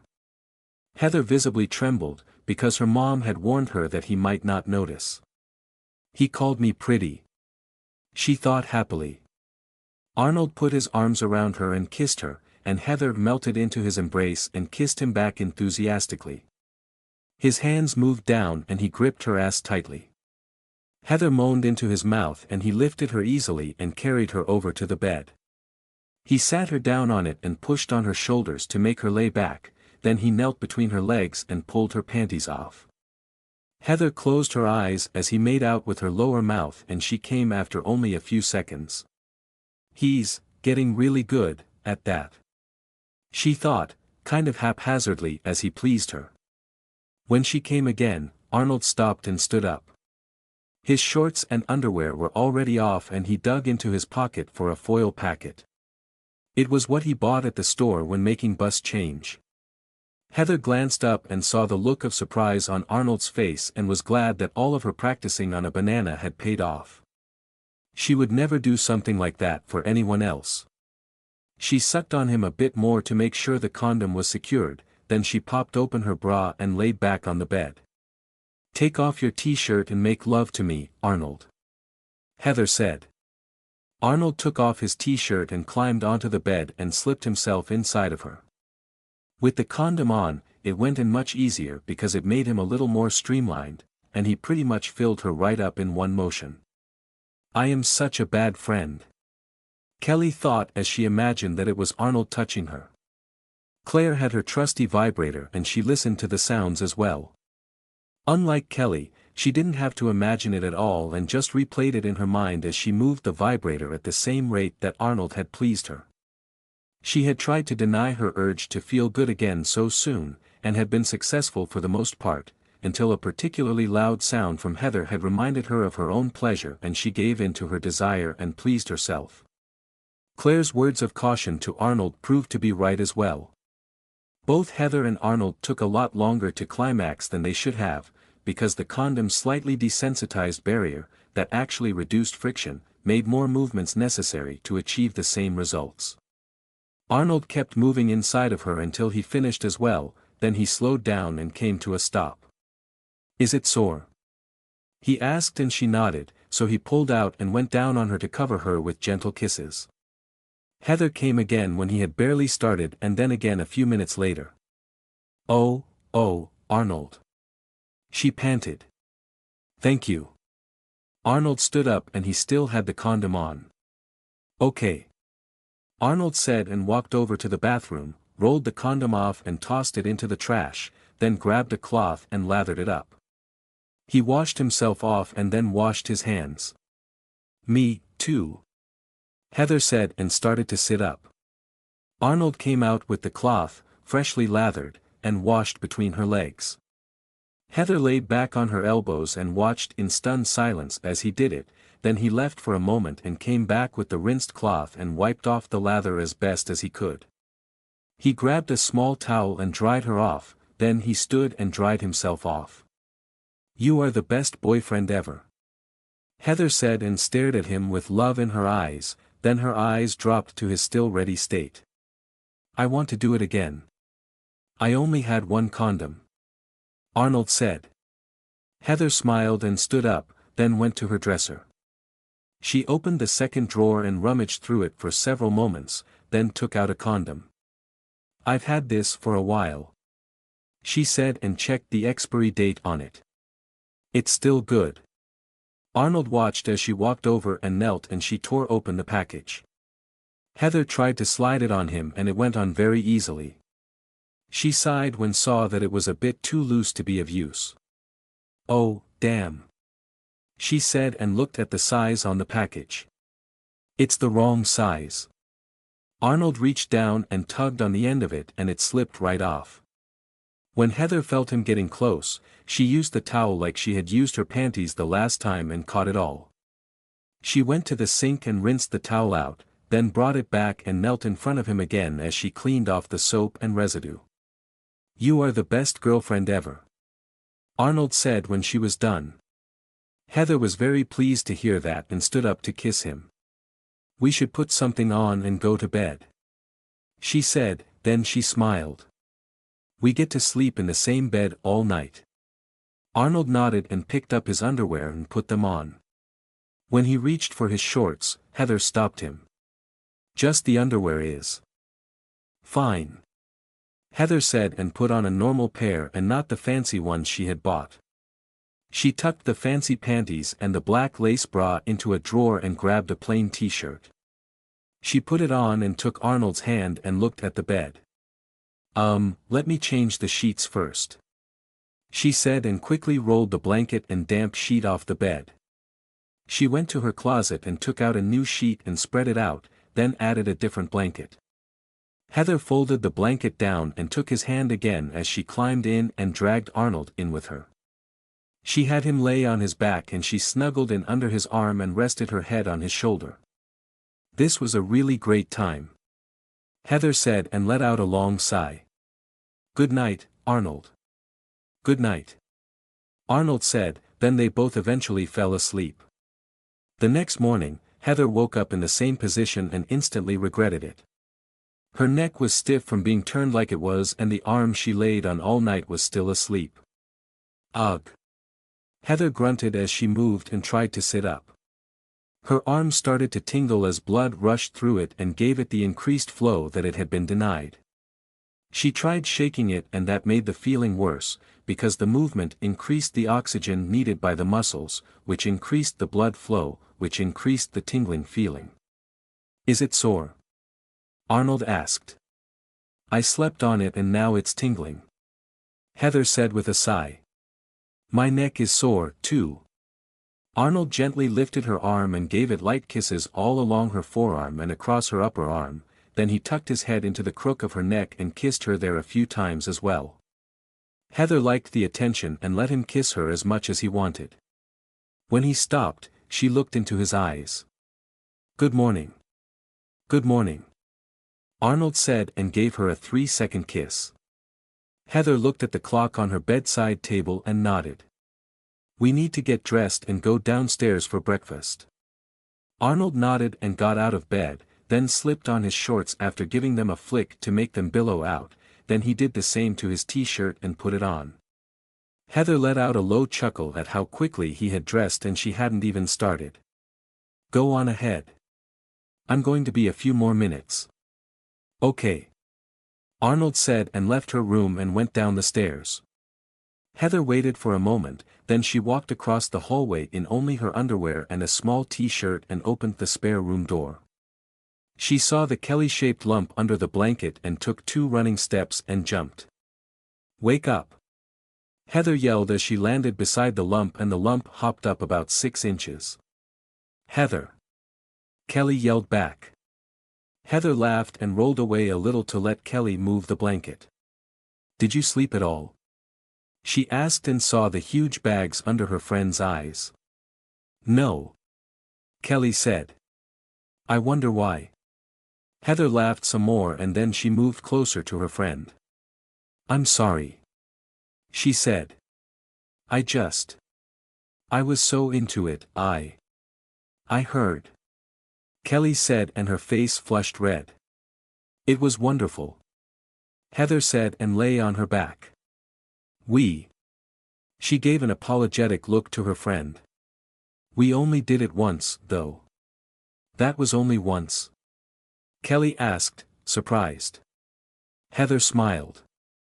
"I told you it was wonderful." Kelly wasn't sure what to say after that. "I already sent Arnold downstairs to wait for breakfast, so we should go, too." "He got dressed already?" Kelly asked. "It took him like 5 seconds." Heather laughed. "Sometimes I'm so envious of boys." Kelly laughed, too. "It takes us longer to brush our hair." She looked at Heather's head. "Yours is a mess, by the way." "Oh, I know," Heather said with a wicked smile. "You can brush it while I decide what to wear." Kelly nodded, since that was her usual job when she stayed over. They went across the hall and Kelly helped Heather pick the best after-sex outfit they could find. Claire prepped breakfast while wearing a set of silky shorts and top under a short silk robe that stopped at her thighs. It wasn't quite an appropriate outfit to wear while guests were in the house, but she was feeling particularly sexy this morning and wanted to keep that feeling for a while longer. She looked up when she saw Arnold come into the kitchen. "Good morning," Claire said. Arnold walked right over to her and gave her a kiss for 3 seconds. Good morning. Claire managed to keep the surprise off of her face. Have a seat and I'll have the pancakes ready in a few minutes. Arnold sat down at the counter and waited. So, Claire said as she stirred up the pancake mix and tossed in some flour-coated blueberries just before she poured the batter onto the large flat grill. Did you have fun last night? Arnold had to think about it for a second. He had sex twice, and neither time was for making a child. Since he knew that was when fun sex happened, he nodded. Yes, I had fun. Arnold said. So did I, Claire thought and didn't blush, even though she was a little embarrassed to have had sex with such a handsome young man, who just happened to be her daughter's boyfriend. I am such a bad mother. Arnold watched Claire work and she made him a small stack of pancakes. Each pancake was a little larger than his palm, or about 5 inches wide. Claire put a pat of butter on the top, then poured maple syrup over the top and drizzled it over the sides. Pancakes, Heather said as she came into the kitchen. She wore a strapless bra and a tube top that barely covered her chest, and the shortest shorts she could find. They were old and half a size too small, so it took some shoving and a bit of wishful thinking to squeeze into them. Missy, you are very lucky that you are not going anywhere today, Claire said with a bit of a glare. Heather laughed. I wore this for Arnold. If I was going out, I'd dress like Kelly. Kelly came into the kitchen wearing a baggy shirt and baggy shorts that pretty much hid her body completely. Claire gave her an appraising eye and nodded. That outfit I approve of. Heather looked at her mother's silk robe and knew what was underneath it. What about you? I'm actually planning on going back to bed, Claire said and gave her daughter a small stack of pancakes. I've been up extra early all week and today I'm going to sleep in. You got up just to make us breakfast? Kelly asked and she nodded. Thanks, Mrs. Bradshaw. Claire waved her thanks away. I won't lay in bed knowing you poor things would be down here trying to fend for yourselves and probably wrecking the place. Heather laughed. That is so the truth, she said and looked at Kelly. Remember last month when Mom had to leave early on Saturday for the order at the store? Kelly's face flushed red. I swear that wasn't my fault. Claire smiled at her and gave her a stack of pancakes. Always remember to click the blender's top into place before turning it on. It went everywhere, Heather said and started to laugh. Took us hours to find it all. Arnold saw Kelly's red face and started to reach over to caress her cheek. Is it sore? No. Kelly, Heather, and Claire said at the same time to stop him, then the three of them exchanged glances and laughed. Arnold, you have the morning off, so you can go and relax if you want, Claire said and turned off the grill after using up the last of the batter. I'm going back to bed for a few hours. Have a good nap, Heather said as her mother left the kitchen. So, what do we want to do now that we're unsupervised? Kelly held her hands up. I'll make myself scarce.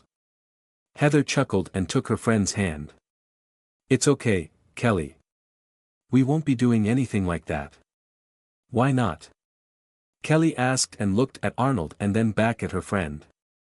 No condoms, Heather said.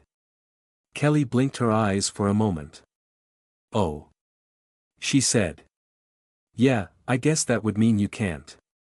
We could watch some television, we could sit and talk. Heather started to list all the things they could do. Kelly looked around as her friend talked and looked out into the backyard. The pool. Heather stopped talking and looked at the pool as well. Actually, I think it should be okay, she said. I'll check it and be right back. W8.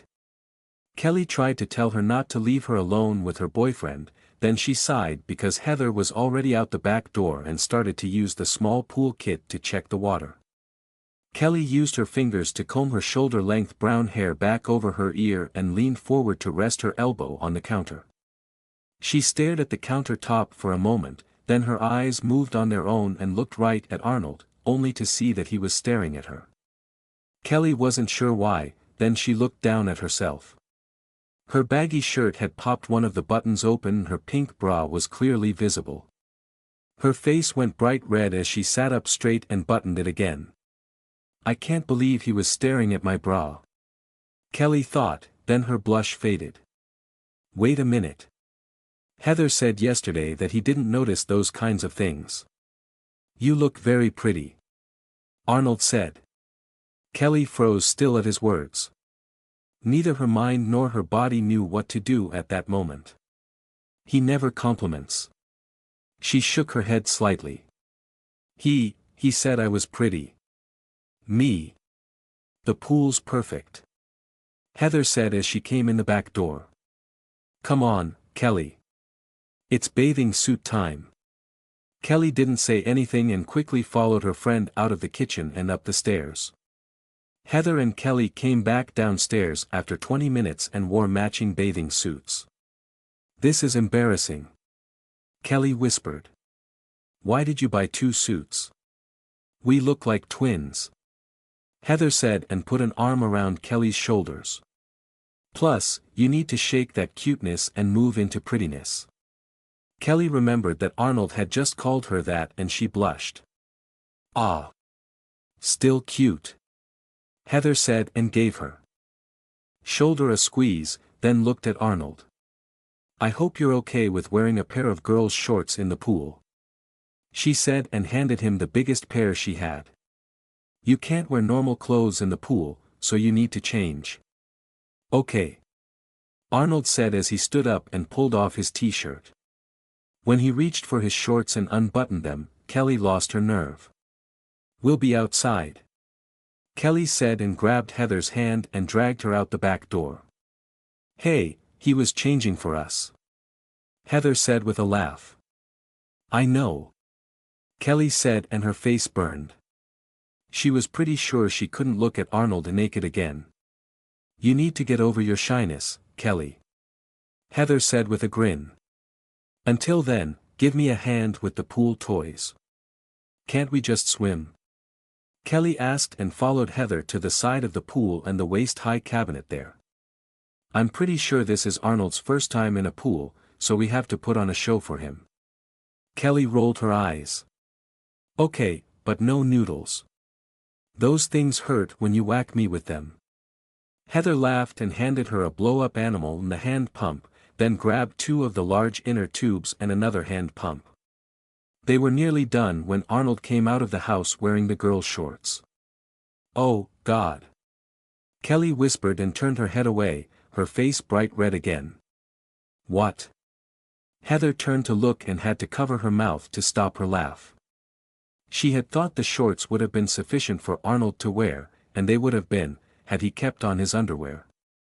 Since he didn't, he was swinging all over the place as he walked. The shorts also had long slits on the sides, so they billowed out and showed a lot of him. A lot. You're like a dream come true.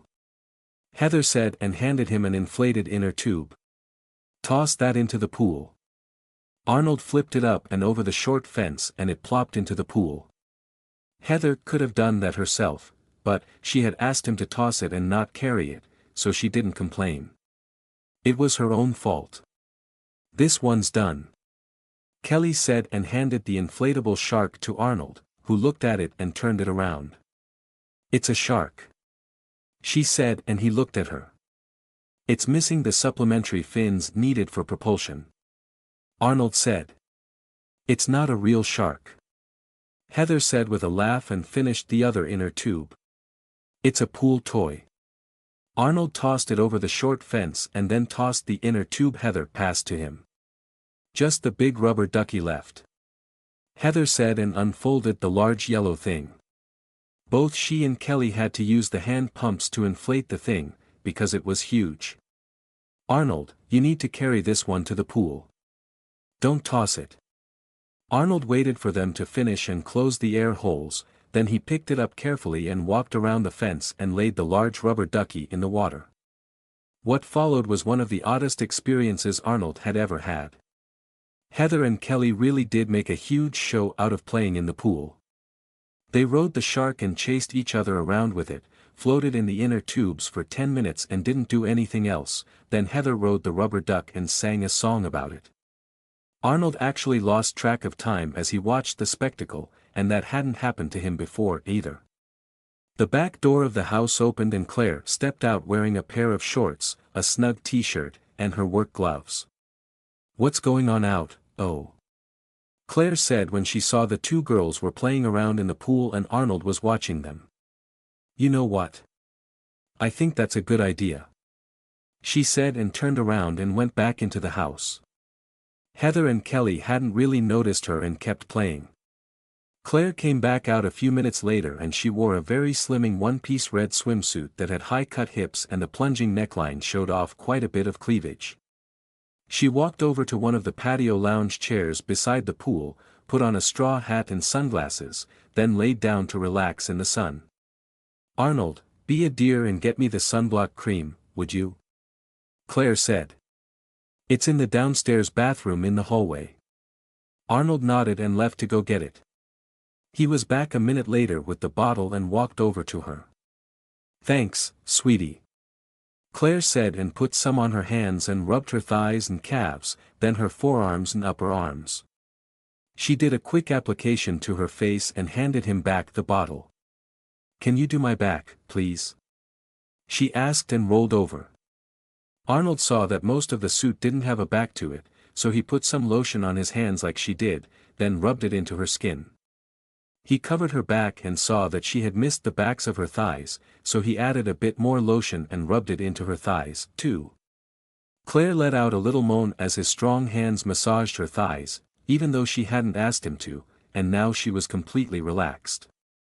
"Thank you very much, Arnold." "Do me, too," Heather said and walked over to lay down on the next lounge chair. Arnold nodded and added more lotion to his hands, and since Heather wore a bikini, there was a lot more back to add sunscreen to. So, he made sure to cover all of her back and moved down to her thighs. Heather let out a similar moan as he inadvertently massaged her thighs as well. She rolled over and looked at him with desire. "You can do the front, too," Heather said. Arnold added more lotion to his hands and started to rub her thighs, then moved down to her calves as he copied Claire's movements. He moved up to do her arms and shoulders next. "Don't forget here," Heather said and touched her abdomen and then her chest. If Arnold had any clue about the look Heather was currently giving him, he would have had her swimsuit off and would be having sex with her. He was oblivious though, so he rubbed his hands into her abdomen and covered it with sunscreen, then did her chest. Thank you, Arnold," Heather said and closed her eyes. Just like her mother, she was completely relaxed after having Arnold touch her like that. Kelly had stood there and watched both Heather and Heather's mother enjoy getting suntan lotion applied, and she was quite envious. She debated with herself if she could walk over there and ask him like Heather did, when suddenly Arnold was there in front of her. "Do you need sunscreen, too?" Arnold asked her. Kelly really should have said no, and even her brain told her to say no. Unfortunately, it was too much temptation for her body to resist and her head nodded before she could stop it. She received proof that she should have said no, right after Arnold led her over to the next lounge chair and she sat down on it. She could see him. All of him. Arnold stood over her and added lotion to his hands and she stared right at his exposed crotch. "Oh, my God," Kelly thought and her face flushed red as she blushed. "Thank you, Arnold," Kelly said and she was proud of herself when her voice didn't shake at all. Arnold nodded and stood up, then he started to apply it to himself. Kelly didn't quite see that, though. She only had eyes for his shorts and its nearly completely exposed contents, until he rubbed his hands on his abdomen and caught her eye. She watched his hands as they moved up and rubbed lotion on his chest, then he handed her the bottle without a word and sat down beside her with his back to her. Kelly didn't hesitate and added lotion to her hands, gave a quick glance to see that both Heather and her mother had their eyes closed, then she indulged in a bit of fantasy and rubbed lotion into Arnold's muscular back. She made sure to cover it all and then handed him the bottle back. She gave him one more look and then closed her eyes. Arnold took the bottle of sunscreen back into the house, then came back out and laid down beside Kelly. He assumed it was nap time or something, because he could hear the even breathing from both Heather and her mother. He looked at Kelly and she looked close to sleep, so he closed his eyes and took a nap, too. It's definitely a hard thing to get out of your mind once you've seen it. Claire thought, then almost chuckled at her pun. She remembered what it had felt like to have it thrusting into her and she felt herself contract down below, as if it was asking for it. No, I can't. I let it happen once. I can't let it happen. Her eyes locked onto the object of her thoughts. Again. Oh God, I want it again. Claire moved almost against her will and stood up, then slowly walked around the lounge chairs. When she reached Arnold, she resisted her urge and didn't start playing with him. Instead, she lightly touched his head and he opened his eyes to look at her. Don't say no. Claire thought as she leaned down to whisper. Come inside with me. Arnold was already hard and had the shorts off, so he walked over to her and knelt, then he did as she said. He worked her up with his mouth until she came, then he stood and easily slipped inside of her, because she was ready for him. Claire gasped at the lovely intrusion and then she moaned as he moved in a steady rhythm and added the things she had told him about the last time. Kiss me. Claire panted as she turned her head to the side and Arnold met her lips with his and they made out as he plowed into her. She moaned almost continuously as he moved in and out of her for several minutes. Then, without warning, he came inside of her. Claire moaned and flinched as he filled her up inside, and that made her body contract and grip him tightly, then she came as well. Arnold slowed down and came to a stop, then he slipped out of her. Claire turned around and hugged him as she kept kissing him, then she broke the kiss and looked down at him. He was still hard, so she grabbed a towel and dropped it on the floor. She knelt down and took the tip of him into her mouth and sucked on it a little, to get the last few drops out. Claire looked up at his face and licked her lips. I've wanted to do this ever since I saw it. She admitted, even though it was a horrible thing to admit to her daughter's boyfriend, then she went to work on him. Unlike Heather, who had some experience with it, Claire was very, very good at it. Arnold watched in fascination as he received different kisses on the same spot. Some were similar to the ones Heather had done and others were so different that he thought Claire must have been doing it wrong. Claire saw his expression and stopped for a moment. I know a lot more about these things than Heather does. She explained, took a deep breath, then she went back to work. Since Arnold had already finished once, it took a few more minutes, even with her expertise, to get him to finish again. Unlike the 2 times Heather had done it, Claire didn't use her panties or a soapy towel. Thank you. Arnold said and kissed her. Claire was startled at first, mainly because she literally just sucked him off and could still taste him. She managed to ignore her shock and kissed him back, quite enthusiastically, then broke the kiss a few moments later and stared at him. You're a good girlfriend. Arnold said. What? Claire gasped. Claire opened her mouth to refute that, then thought about it. Heather's your girlfriend. Yeah. Arnold said. So? I can't be your girlfriend, Arnold. Why? Arnold asked. Can I only have one? Once again Claire opened her mouth to say that yes he could only have one girlfriend, then she realized that would be a lie. Men had many girlfriends, sometimes all at the same time, especially if they didn't agree beforehand to make their relationship exclusive. I am going to regret this. I just know it. Claire thought, then spoke. You can never tell anyone that I'm your girlfriend or that we have sex. I know. Arnold said. You told me not to tell anyone before. Claire nodded. Put the shorts back on and go upstairs to the spare room and get a shower. I'll grab a quick one here and then I'll start supper. Okay. Arnold said and slipped the shorts on. He was still hard, so the flimsy shorts with the slits on the sides didn't hide him at all. Claire held in her laugh and reached down to stroke him a little, then tucked him up and under the waistband to hold him in. "You really are the best boyfriend," she said and kissed him. "Now get going and make sure no one sees you leaving here." Arnold nodded and walked over to the door, opened it a little to look out and didn't see or hear anyone, so he slipped out and closed the door behind him. He looked out the back of the house and Heather and Kelly were still beside the pool, so he went upstairs and took a shower, changed, and went back downstairs and sat at the kitchen counter to wait for supper.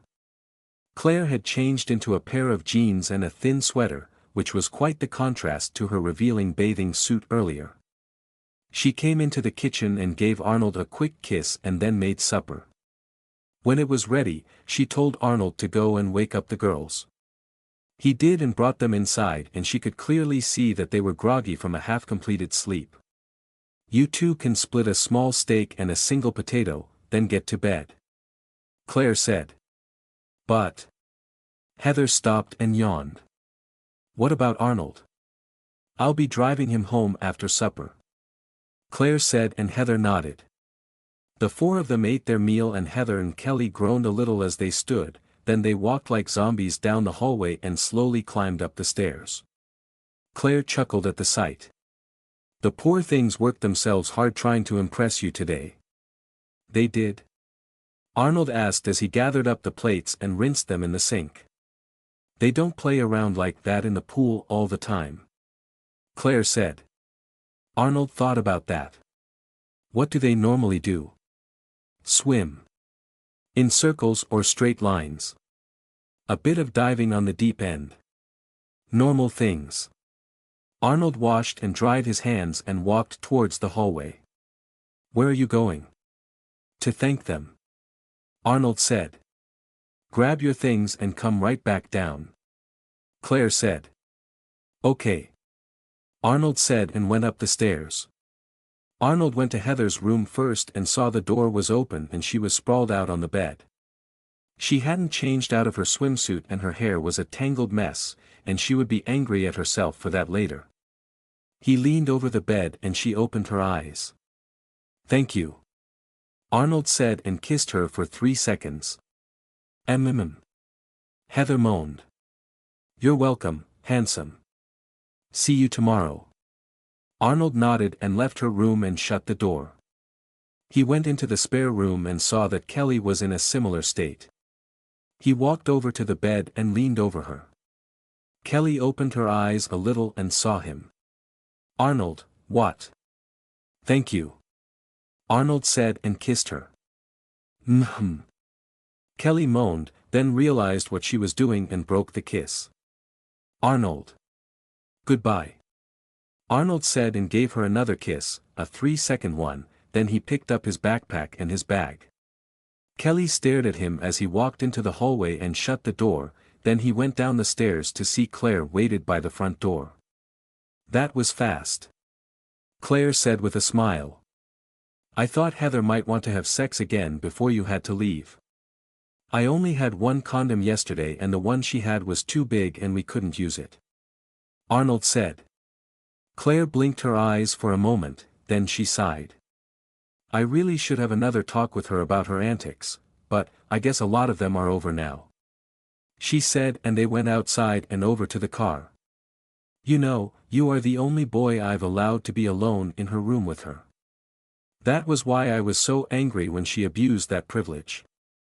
Arnold tilted his head slightly as he tried to understand what she meant. "I gave her a rule a couple of years ago that she wasn't supposed to have sex in the house," Claire said and got in the car and Arnold sat in the back. "Or sex at all, actually," she said and shook her head. "If she has condoms in her room, that means she broke that rule.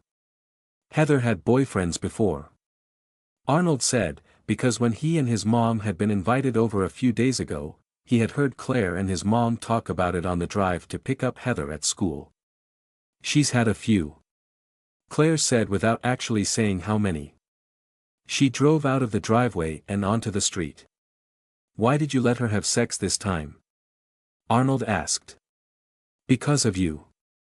Claire said. She asked me to let you stay overnight, because she said she didn't want to sneak around behind my back.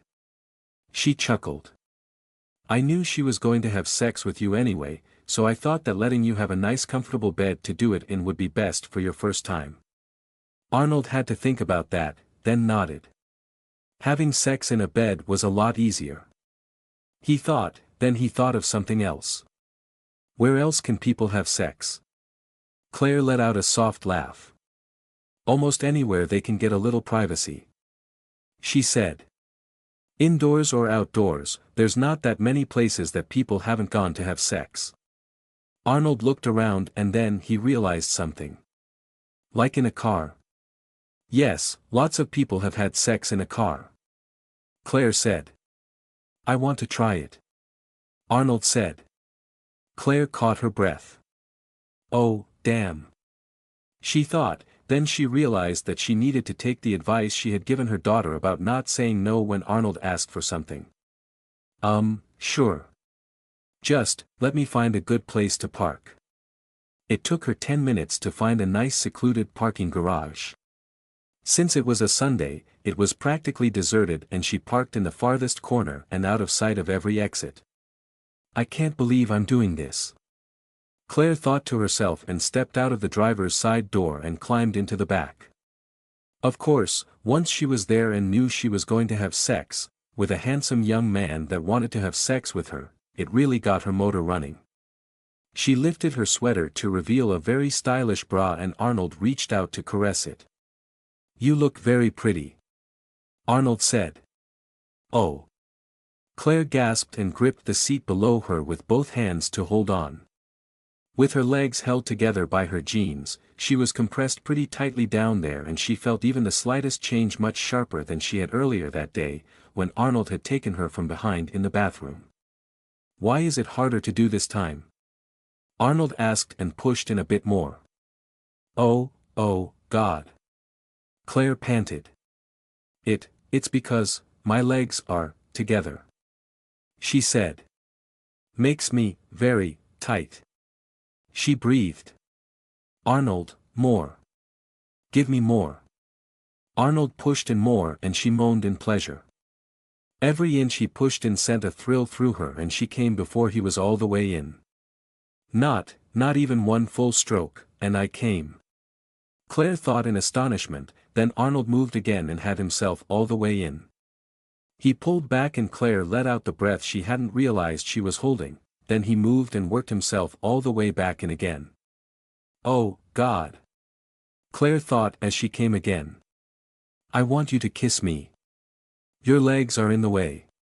Arnold said and pulled out. Move them aside. Claire almost yelled and he twisted her hips to the side to put her feet between the two front seats, then he leaned in close to press his lips to hers. He easily pushed all the way back into her with the extra leverage he now had. She screamed her pleasure into his mouth and grabbed him around the neck to keep him that close, then she kept kissing him as he made love to her in the back seat of a fancy car. You are definitely the best boyfriend. Claire whispered, then she sighed. We need to go. Can you grab the napkins in the console? I can't quite move my legs yet. Arnold reached between the seats and opened the console, took out the pack of napkins, and handed them to her. Claire took several of them and wiped at herself, even though she knew she was going to need another shower when she went home. She only wanted to clean herself enough to get her jeans back on without soaking them right away. Once she cleaned herself, she wiped at the seat and was very glad they were leather and the mess wiped right up, except for the stuff that had rolled off and went into the back of the seat. Claire would have to pop the seat up to get at it and decided it could wait until later. She took another napkin and wiped Arnold off. We don't have time for me to clean it like I did before. Claire said. So, I promise to do it next time. Arnold nodded and pulled his underwear and pants back into place, then looked at Claire's legs. He saw that they were stiff where her jeans had pinched into her thighs, so he rubbed her thighs and gently kissed them all over. Stop. Claire said and he looked at her. I'll want to have sex again if you keep going, and we need to get you home. Okay. Arnold said and helped her put her underwear and jeans back into place.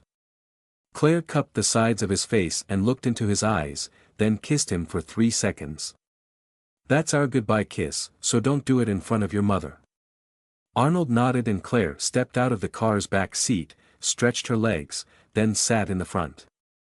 After a moment, she changed her mind and went back into the back seat. Arnold, we need to have a talk. Claire said. It's about, well, I don't know if you'll even understand it. She admitted. It's about appropriate behavior when meeting women. Arnold had no idea what she meant by that. First off, not every woman that you meet is going to want to have sex with you, even if they show you their underwear or flirt with you. Claire said. Flirt? Arnold asked. Claire held in her sigh and started to tell him everything that she knew about the whole process. When she was done, another half an hour had passed and he stared at her. So, even though they can say and imply that they want sex, if they don't ask for it or start it, I could get in trouble if I do. Arnold said. Yes. Claire said. It's a dangerous game to play, especially with no experience. It's a game? Arnold asked. So the things you told me were like the rules? Claire nodded. I'm warning you about this, because I've seen how some of the other girls at school dress. She said. I don't want you to think that when a girl walks by you and you see her bra strap or the top of her underwear when she bends over, that she wants to have sex. But, you. Heather. Arnold thought about what Claire and Heather had been doing all week. We were doing it to you, specifically. Claire said. We were trying to get your attention and no one else's. How do I tell the difference? Arnold asked. They will look you in the eyes, or blush, or be speaking directly to you. Claire said. Remember when you realized that I had been doing it for you? She asked and he nodded. That's almost what it will be like. Arnold fell silent and stayed that way for a few minutes. I want to tell you to not do anything, even if a woman does approach you like I did. Why? I don't believe that you can maintain more girlfriends without them finding out about each other. Claire said. I also don't want to have to compete with someone else for your affection. She laughed mentally. I still can't believe that I'm competing with my daughter for it. So, no more girlfriends. Arnold said and she nodded. What if she just wants sex? Claire opened her mouth to say no, then thought about it. You need to always carry protection with you, so that if you do meet someone else that you want to have sex with, you'll be safe and won't pass on whatever diseases they may or may not have. Mom did say that was a reason for a condom. Arnold said. I'll have to buy more. Claire let out a sigh. You've only just started on this journey, so I'll try to guide you as much as I can. She said. I won't be able to do that if you go looking for more women to have sex with, though. Arnold nodded and she gave him another kiss, then she went to the front seat.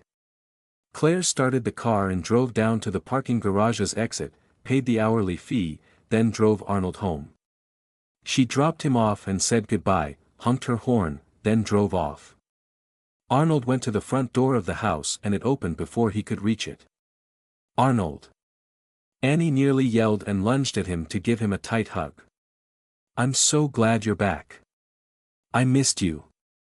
Arnold didn't respond, since she didn't ask him a question. Annie dragged him inside and shut the door, then she stood there awkwardly for several minutes as she worked up the courage to ask him what she wanted to know. She fought against her motherly instincts and forced herself to admit that she really wanted to know, despite it being her son that she was asking. So, you had sex, didn't you? Annie asked and Arnold nodded. What did you think of it? Arnold thought about all of his different experiences and none of them were for making children, so he told the truth. It was fun, and interesting. Annie's heart almost burst from her chest. What? Interesting. What? She thought furiously. I only told him the basics and that should have been all he did. It should have been. I hope that was all he did. Her mind raced. No, I don't want to ask. I don't want to know what he did. No, I don't. Thank you for telling me about sex, Mom. Arnold said as he took her into a hug and gave her a quick kiss. Annie tasted something off on his lips. Arnold, what was the last thing you ate? Steak and potatoes. Arnold said and let her go. No, that doesn't taste like steak. Annie thought. What was the last thing your lips touched? My girlfriend's lips. No, that's not it either. Before that. Annie caught her breath. Go. Go to your room. Shower then bed. Okay. Arnold said and went up the stairs. He wasn't sure why she reacted like that, but he knew better than to ask when she was upset. Annie rushed to the sink and turned it on as she grabbed the soap and scrubbed her lips. Oh, God! She thought and desperately tried to spit out the taste and then, reluctantly, rubbed her soapy hands on her tongue. Her stomach turned and she ran to the downstairs bathroom just in time. Annie knelt by the toilet and tried not to look at her partially digested supper. I just tasted. I think this is the full package. The biology professor said as he gathered the materials for what he needed. If I missed anything, let me know and I'll make sure to add it before you leave. Sir, are you sure it's wise to offer this so soon? A young woman asked. I've shown you the results of his test. The professor said. You know how remarkable it is for a man so young to have the grasp of intelligence required for such detailed work. Are you sure the teacher didn't add the details or coach him? The young woman asked. That level of work is. If there's one thing he is, it's an honest man. He said the mother stood there and watched it, so she was a witness. He also said he regretted not recording the process. He chuckled. It only took him an hour. The young woman was still skeptical, but she couldn't argue with the results. The specimen was intricately detailed and labels for things she wouldn't have bothered to add herself were scattered all over it. That had been the odd point of contention for her. Even her professor claimed that he wouldn't have labeled the nerve structure or the veins and arteries, because everyone in the field would already know them and wouldn't waste the time. If this boy could do all of that in an hour, it was too remarkable to believe.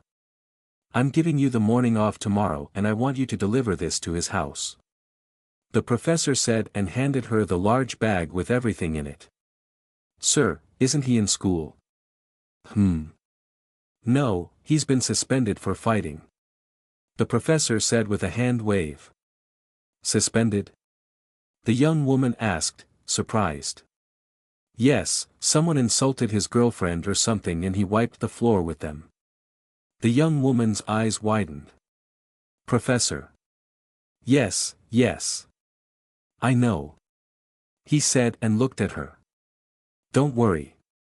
It was his first offense, well, 2 first offenses, since one of the friends tried him next and he beat them up, too. The young woman's mouth opened slightly in surprise. They didn't report it and he confessed to both, so you know he is a man of integrity. The professor said. So, any more objections? No, sir. The young woman said. I think I'm going to enjoy meeting him. Good. He said. If he takes the offer, the 2 of you will be working closely together for most of the summer term. Won't the other professors be jealous that you will have 2 assistants? The young woman asked with a mischievous smile, and he laughed. They were already jealous when I acquired you as an assistant last year, my dear. The professor said with a chuckle.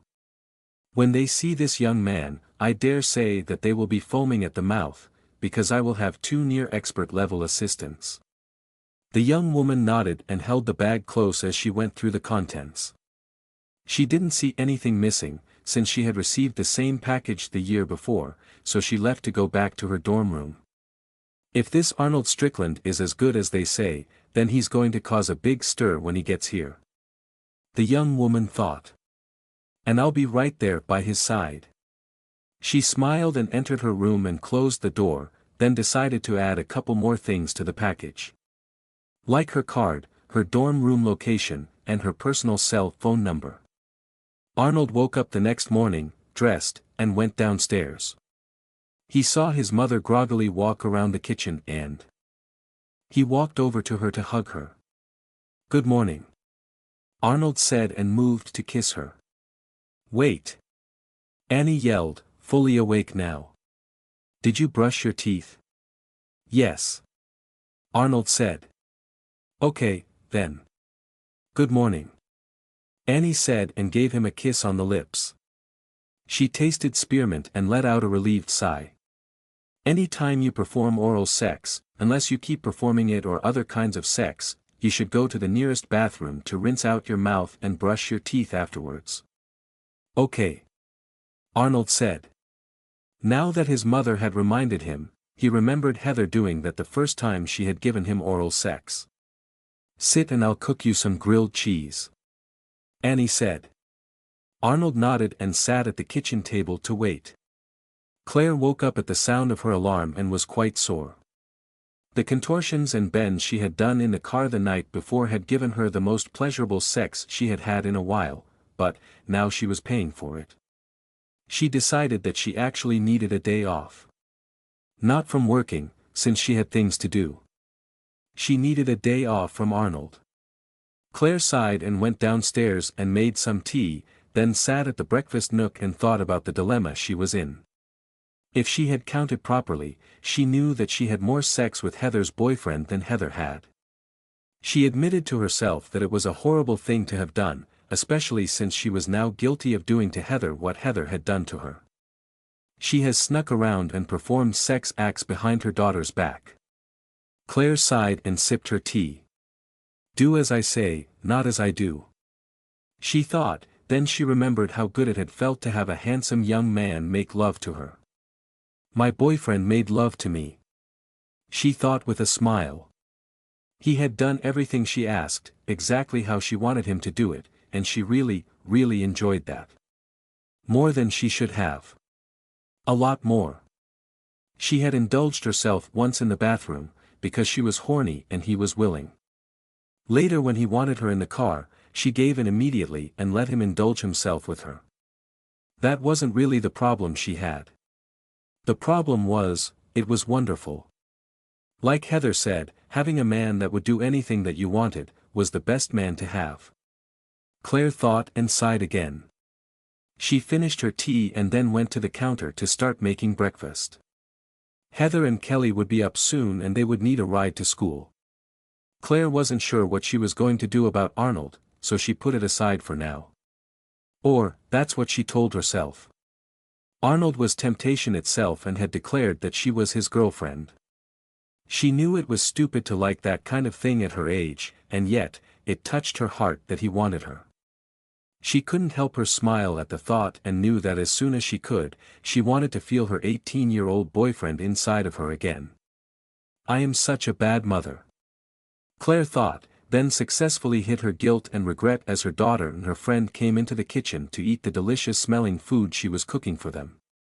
Amy sat up in bed when her alarm went off and kicked herself for not turning it off. The professor had given her the morning off and she was still up early to go to work. Ugh. Amy grunted and tossed her blanket aside, then walked over to the small bathroom. She didn't have a roommate and was grateful for that, because the dorm rooms were small enough as it was. She didn't need to be bumping into another girl while trying to fight for room at the one small mirror in the bathroom. Amy looked at her reflection and her short black hair looked fine in the tight weave she had painstakingly put it in the night before. It meant she wasn't going to be able to wash it for as long as she had it in, and she was fine with that. She had cleansing rubs to keep the hair in the tightly wrapped miniature braids healthy, and the deodorant hairspray ready to use in a couple days if the sweat built up too much and started to smell. She never kept the same weave for more than a week though, just so she could give her hair a proper shampoo and add the conditioner it needed. She picked up her shower cap and put it on, then hopped in the tiny cubicle shower. There wasn't room for a full tub in such a small space and she regretted not being able to soak. That was one of the reasons she liked making the trip home once a month to visit. She liked having a proper bath. Amy stepped out of the shower and dried off, then grabbed her makeup kit. She was a natural beauty and had huge eyelashes, so all she added was a bit of dark eyeshadow to highlight her dark brown eyes. She thought about adding some of the blush powder to add a bit of color to her cheeks, then laughed. Her dark-skinned reflection laughed back at her and she nodded. This awesome ebony color don't need no extra color. Amy thought and walked out of the bathroom and went to her closet, then she wondered what she should wear. It didn't take her long to pick a nice pair of red thigh-length tight bike shorts, stripped on the sides to draw the eyes to her hips. She grabbed a sports bra that matched the shorts and slipped it on, then thought about the best way to get a guy's attention. Amy skipped the obvious baggy t-shirt option, since that was a bit contrived, and went with a stylish white vest with a high collar on the sides and back. When buttoned up most of the way and combined with the sports bra, it gave her a good down-the-blouse cleavage shot, which she had always used to full advantage. It also gave her some scrumptious side boob when she checked herself in the mirror on the back of the closet door. Nice. Amy thought and grabbed a white pair of running shoes that she never ran in, then put on her jewelry. A thin chain around her neck designed to catch the eye and 2-inch round hoop earrings were applied in seconds. She checked her nails automatically, even though she knew the state they were in. She was prohibited from growing them out and from painting them, since she needed clean hands to work in the lab, even though she always wore rubber gloves. She had to ignore her lacking fingernails for now, to her dismay, and left her room. "Farina." A female voice called out from down the hall. Amy sighed and turned to look at the much too boisterously happy young lady that walked towards her. "It's too early for me to want to see you, Cicely." Cicely laughed as she shook her head and her short and stylish afro didn't move at all. "Hey, I was just wondering where you were going dressed like that," she said and gave Amy a head-to-toe leer. "There's no way the stuck-up little prick would let you wear that to the lab." "I've got the morning off," Amy said and ignored her friend's insult, because she insulted everybody. Then she remembered the package that she was supposed to deliver. "Damn it, I almost forgot it," she said and unlocked her room and grabbed the package. "I would have looked pretty stupid trying to deliver this with it back in my dorm room. Thanks for reminding me. I didn't say anything, but I'll take the credit," Cicely said. "What is it?" "Package for a potential assistant," Amy said. She thought about lying and decided it wasn't worth it. Cicely gasped. "No. Don't tell me he's tired of his star assistant already." Amy laughed and shook her head. "No, he wants me to stay, too." "Oh, this new person must be great for the professor to ignore the unwritten rule of only one assistant per subject," Cicely said. "I'll walk you out and you can tell me all about it." Amy sighed and they started walking. "I don't know much." Cicely listened to her friend and was just as intrigued by the new guy as Amy was. "He's still in high school and the professor wants to recruit him anyway?" she asked, a little surprised. The professor was actually upset that he wasn't told about him sooner, Amy admitted. "Damn, girl!" Cicely exclaimed, now that she understood her friend's outfit. "You're trying to do him." "I am not," Amy retorted. "I'm just trying to gain his interest so that we can work well together." Cicely laughed. "I think it would be better for you to just tell him up front that you're just gonna use him and then lose him." Amy wanted to respond, then decided to keep her mouth shut. She wouldn't admit out loud that she really would drop him as soon as he became boring. Cicely put an arm around her shoulders as they walked towards the student parking lot. "You don't even know what he looks like and you're already planning to pop his college cherry. You make that sound like a bad thing," Amy said and Cicely laughed. "If he's wearing inch-thick glasses and has a huge overbite, make sure to keep your eyes closed when he goes down on you." Cicely grinned. "It's scary having big buck teeth near your butt." "Ha ha." Amy laughed as she opened her car door. You're so crass. Yeah, and you love it. Cicely said and started to walk away. See you around, cradle robber. He's 18, damn it. Amy countered and Cicely's laugh echoed in the parking lot as she disappeared from sight. Claire didn't say that she needed you to help spread out the mulch. Annie asked her son when he was finished breakfast. Arnold shook his head. She mentioned on Saturday about seeding the lawn and adding fertilizer. I wonder why she didn't ask for your help today after taking yesterday off. Annie asked. Arnold shrugged and had no idea why. Well, I guess that means you're not working today. Annie said. Want to watch some television with me? Arnold shrugged again and his mother chuckled and took his hand, then led him into the living room and they sat together on the couch. It's a little weird to have someone else here during the day. Annie said, then she put her arm around her son. Why don't you lay down and relax? Arnold nodded and instead of moving away from her and laying down with his head on the arm of the couch like she assumed, he put his head down onto her lap and his feet went to the arm of the couch. Annie didn't comment and rested her hand on his chest as she used the other hand to work the remote and turned on the television. She put it on the first channel in her daily routine and then relaxed. For the first time since Arnold was a little kid that was too young to go to school, the two of them watched television together. Well, they say it was an actual accident. A woman said as she looked down at the file the police had faxed over. He was drunk, of course. Good. The company head said. Our life insurance policy specifically states that they can't collect on the accident clause if it was intentional. The woman chuckled. I can't believe we actually got away with putting that clause into the policy. The man smiled. Yes, an intentional accident. Imagine the odds of that happening. The woman had to laugh. It was a death, though, so we have to pay off the policy. Only give the base rate. The man warned her. We aren't running a charity. The woman looked at the policy and shook her head. Sir, we can't get away with that in this case. Why not? He asked. We were partially negligent and liable. The man looked like he was about to vehemently argue, so she handed him the witness statements from their own company about how Gerald was drunk pretty much every day when he returned to work from lunch, and despite the reports, no one had ever said anything to Gerald. The man read a few of them and then he let out an angry sigh. All right. He looked at her angrily. Make sure to milk as much publicity out of the extra benefits as you can. Sir, I've already notified the local papers about your generosity in this tragic matter. The woman said. They've already altered the obituary in the company's favor. The man gave her a discerning look, then he smiled. I knew you were the best woman for the job. That's why you pay me the big bucks, sir. The woman said. Should I make the call? No, if we're going to milk it for what it's worth anyway, we might as well get the local newspaper to send over a cub reporter and maybe a still camera or something.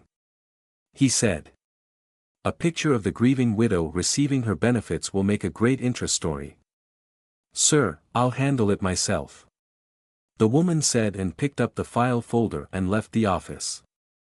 Arnold's not working today? Heather asked, surprised. But, Mom. Yes, I know the mulch needs to be spread. Claire said and led the two girls to the car. I've got things to do for the store and I can't stay at home today. Did you tell Arnold? Kelly asked as she put her suitcase in the trunk. Oh, damn. I knew I forgot something. Claire said and took out her cell phone. Give me a minute. Heather and Kelly sat in the back seat and waited while Claire called Arnold. Hi, Annie. Claire said. I'm sorry, I forgot to tell him yesterday that I was busy today. She said. Yes. She waited for a moment. For the store. She said. I honestly did forget until just this moment when Kelly asked me if he knew. She chuckled. Yes, really. She said. Okay, I have to go. I'll see you both tomorrow morning. Claire shook her head at her own forgetfulness and climbed into the front seat. Thanks for reminding me, Kelly. I'm glad I thought of it. Kelly said and looked at Heather. Imagine if he sat there all day and waited for your mom to come and pick him up. Oh, poor Arnold. Heather said. Mom. I just told Annie that I forgot until Kelly told me.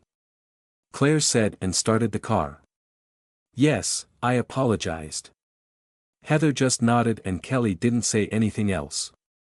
Claire drove them to the school and told Kelly to leave her suitcase in the trunk and she could grab it when Claire came back to pick up Heather that afternoon. The two girls got out and went into the school and prepped their backpacks for the morning classes. They had both gotten the idea from Arnold to take a bit more each time. They spent the extra time talking, rather than go back to their lockers at the beginning of every class to get the next set of books. They didn't waste that time and talked about how well Arnold did using the VR setup Heather had at her place. Heather had wanted to talk about other things and Kelly had flatly refused to discuss anything that referenced Heather's bedroom antics. In public, anyway. In private, she knew Heather got a thrill describing what she did, and Kelly had to admit that her descriptions were pretty vivid and gave her clear mental images. Of course, that was also bad for Kelly, because she could also put herself into those situations, specifically because Heather described them so well. It was a double-edged sword and Kelly wasn't sure if she wanted to keep cutting herself on it. Of course, one of the guys nearby heard them talking about Arnold and his VR skills. He planned to rush out of class like normal and instead of going to his locker, he would go right to where Brad hung out. If Arnold was playing VR games at Heather's place, then Brad would definitely want to know about it. Annie and Arnold watched television for almost 3 hours. Annie's hand made slow caressing circles on Arnold's chest automatically, just like she had when he was a young boy. Arnold's eyes opened and closed in long slow blinks and was completely relaxed, also just like when he was a boy. They both liked being there like that, with nothing in the world to disturb them. Then they heard a car pull into the driveway with a screech of tires. Annie let out a sigh and stopped rubbing Arnold's chest. I'll go check and see who it is, she said and carefully lifted Arnold's head and moved out of the way, then rested it on the couch. She gave him a smile and went to kiss him on the forehead, then remembered what he had said about it meaning more on the lips. She gave him a kiss on the lips and walked out of the living room to go to the front door. There was a loud bang, then another. Are they trying to kick my door in? Annie asked herself and pulled open the door. A young black woman stood there with her foot posed to kick the door again. She had her hair in a tight weave, wore a workout outfit that looked brand new, and she carried a large bag in her hands. She also had a slightly surprised expression on her face. Yes. What do you want? Annie asked. Hi, there. Amy said and used the best, nice to meet you, smile she had. My name is Farina Amelia Hollister and I work for the biology department at the college. Annie stood there and wasn't sure she had heard the name right. Farina? Amy chuckled. Everyone just calls me Amy. That's easier. Annie said with a smile. Hi Amy, wait, did you say you worked for the college? Amy nodded. In the biology department. What are you doing here? Annie asked. I'm on scholarship there and work in the mornings at the lab and take classes in the afternoons. Amy said. The professor gave me the morning off to drive all the way out here to deliver this. She hefted the bag to get Annie's attention on it. What is it? It's an assistant package that comes with a summer job offer. Amy said. What? Annie asked, stunned. I know it's pretty sudden and you have every right to be surprised. Amy said. Can I come in? This thing is heavy. What? Oh. Yes, come in. Annie said and stepped out of the way. Amy came inside the house. This is a nice place. Thank you. Annie said and pointed. The dining room is right in there. Dining room? Amy asked and walked where she was pointed. So you can put that down and we can look through it. Annie said. I'm sorry. Amy said with regret in her voice. I can only hand this over to Arnold. That's what I meant by, we. Annie said and turned towards the living room. Arnold, come here. Amy was prepared for the worst and turned to face the living room, then she nearly gasped as a 5'10" tall hunk of a man stood up from the couch and walked towards her. Oh. My. God. Amy thought in surprise as Arnold stopped beside her. He looks like an angel. What's in the bag? Arnold asked and Amy managed to not shiver at the sound of his voice. It's an assistant package, whatever that is, and a job offer. Annie said. For the whole summer. Arnold reached out and took his mother's hand. Let's look through it together. Annie nodded and they both started pulling things out of the bag and looked them over. Amy just stood there and didn't say anything for almost 20 minutes, until Annie started to ask her questions about the procedure manual and lab protocol book. You're really offering him an assistant position? Annie asked, surprised. Not me, the professor. Hamel Krenslav. Amy corrected. I was hired last year and I'm the senior assistant. So, Arnold will be working under you? Annie asked. I certainly hope so. Amy said and gave Arnold a look that said she was going to eat him all up. Arnold didn't notice, because he was currently looking through the thick introduction booklet for the biology department. Annie had noticed it and took the young woman's arm and led her out of the room and to the front door. Let me get something straight with you, right here and now. Annie said in a low voice that was filled with anger, and she saw Amy's surprise. Arnold has a girlfriend. I know. Amy said. That didn't stop you from looking at my son like he was a piece of candy. Annie said. Normally, I wouldn't say anything, but my son doesn't need you to tease and tempt him like you're planning to do. Mrs. Strickland, if you lie to me, I'll toss you out this door so fast that you'll wonder if you had been in here at all. Annie spat. Normal people don't make deliveries over 2 hours away dressed like that, unless they had a specific reason. To show off so much of their bodies. But, the job. All I care about is the welfare of my son. If he takes this job and all he gets from you is propositioned, used, and dumped, then I would rather he stayed at home to watch television with me on the couch. Amy looked into the woman's eyes and knew she wasn't going to be bullshitting her way out of the situation. Okay. I admit that I came here with the intention of getting his attention. She said. We're going to be working together for almost 3 months and I wanted us to get along as well as possible. Annie let out a huff. Getting along is great. I won't interfere with that. Being friends is fine as well. She said and leaned in close.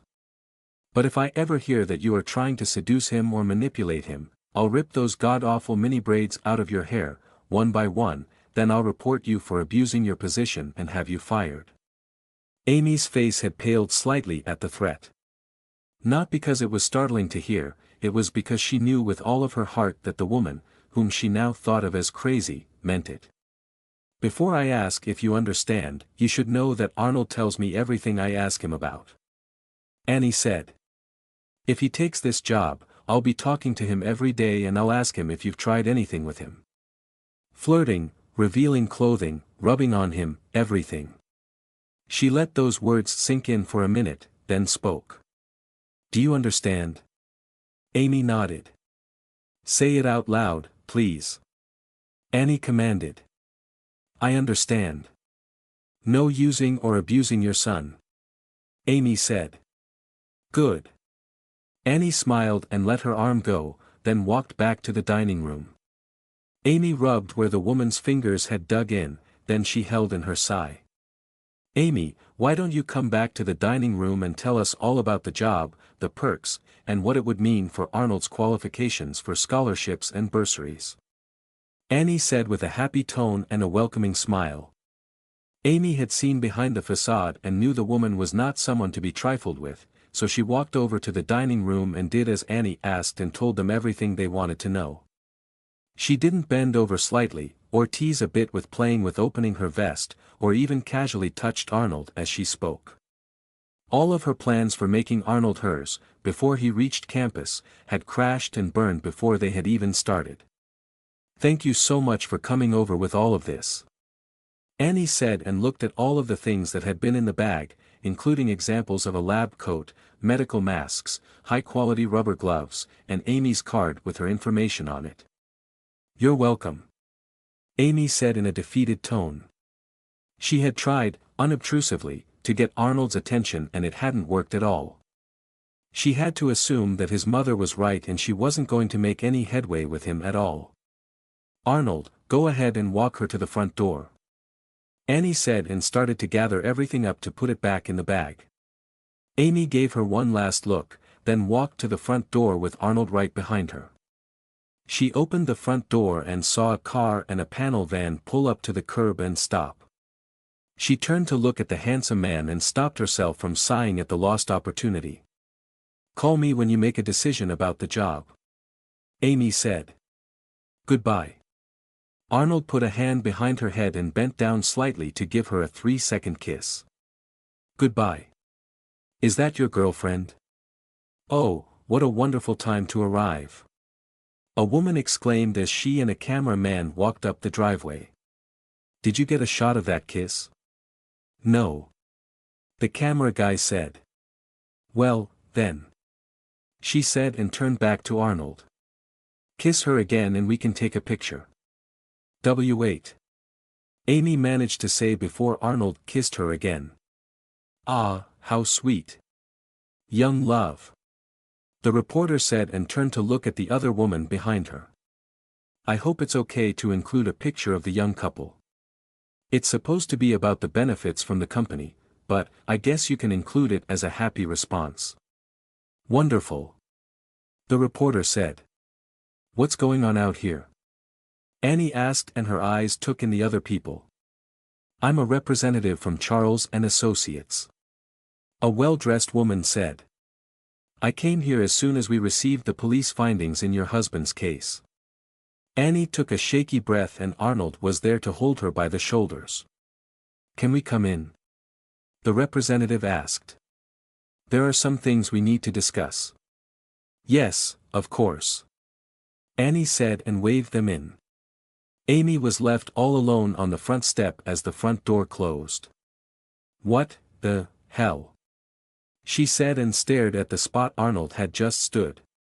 After a moment, she shook her head and climbed into her car and left. She had a long drive to get back to school before her first afternoon class.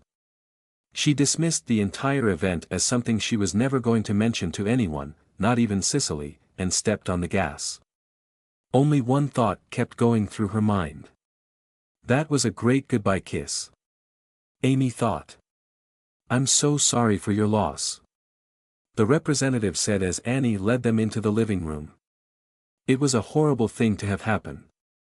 The reporter directed her to sit on the couch where the camera guy could get the best angle, then Annie sat beside her and Arnold was told to stand near Annie and to put a hand on her shoulder. "As soon as we received the police findings, we came right over to help alleviate the burden on you," the representative said and opened up her purse and took out a large envelope, then she held it out for Annie to take. There was a click of the camera and a flash, then the camera guy checked what he got, nodded to the reporter, and left. "What is this?" Annie asked when the rep let the envelope go.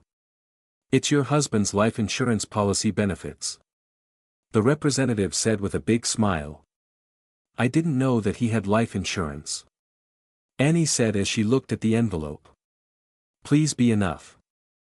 All of the Charles & Associates employees have the policy given to them after 10 years. The representative said and her face kept the same smile. "It's an automatic reward for dedicated years of service." How much?" Annie asked, almost in a whisper. "Well." The rep's smile reduced in quality to a normal smile. Even though it was ruled an accident, your husband was, allegedly drunk behind the wheel, which contributed to the accident. Her smile disappeared. He did not qualify for the accidental death clause of the policy.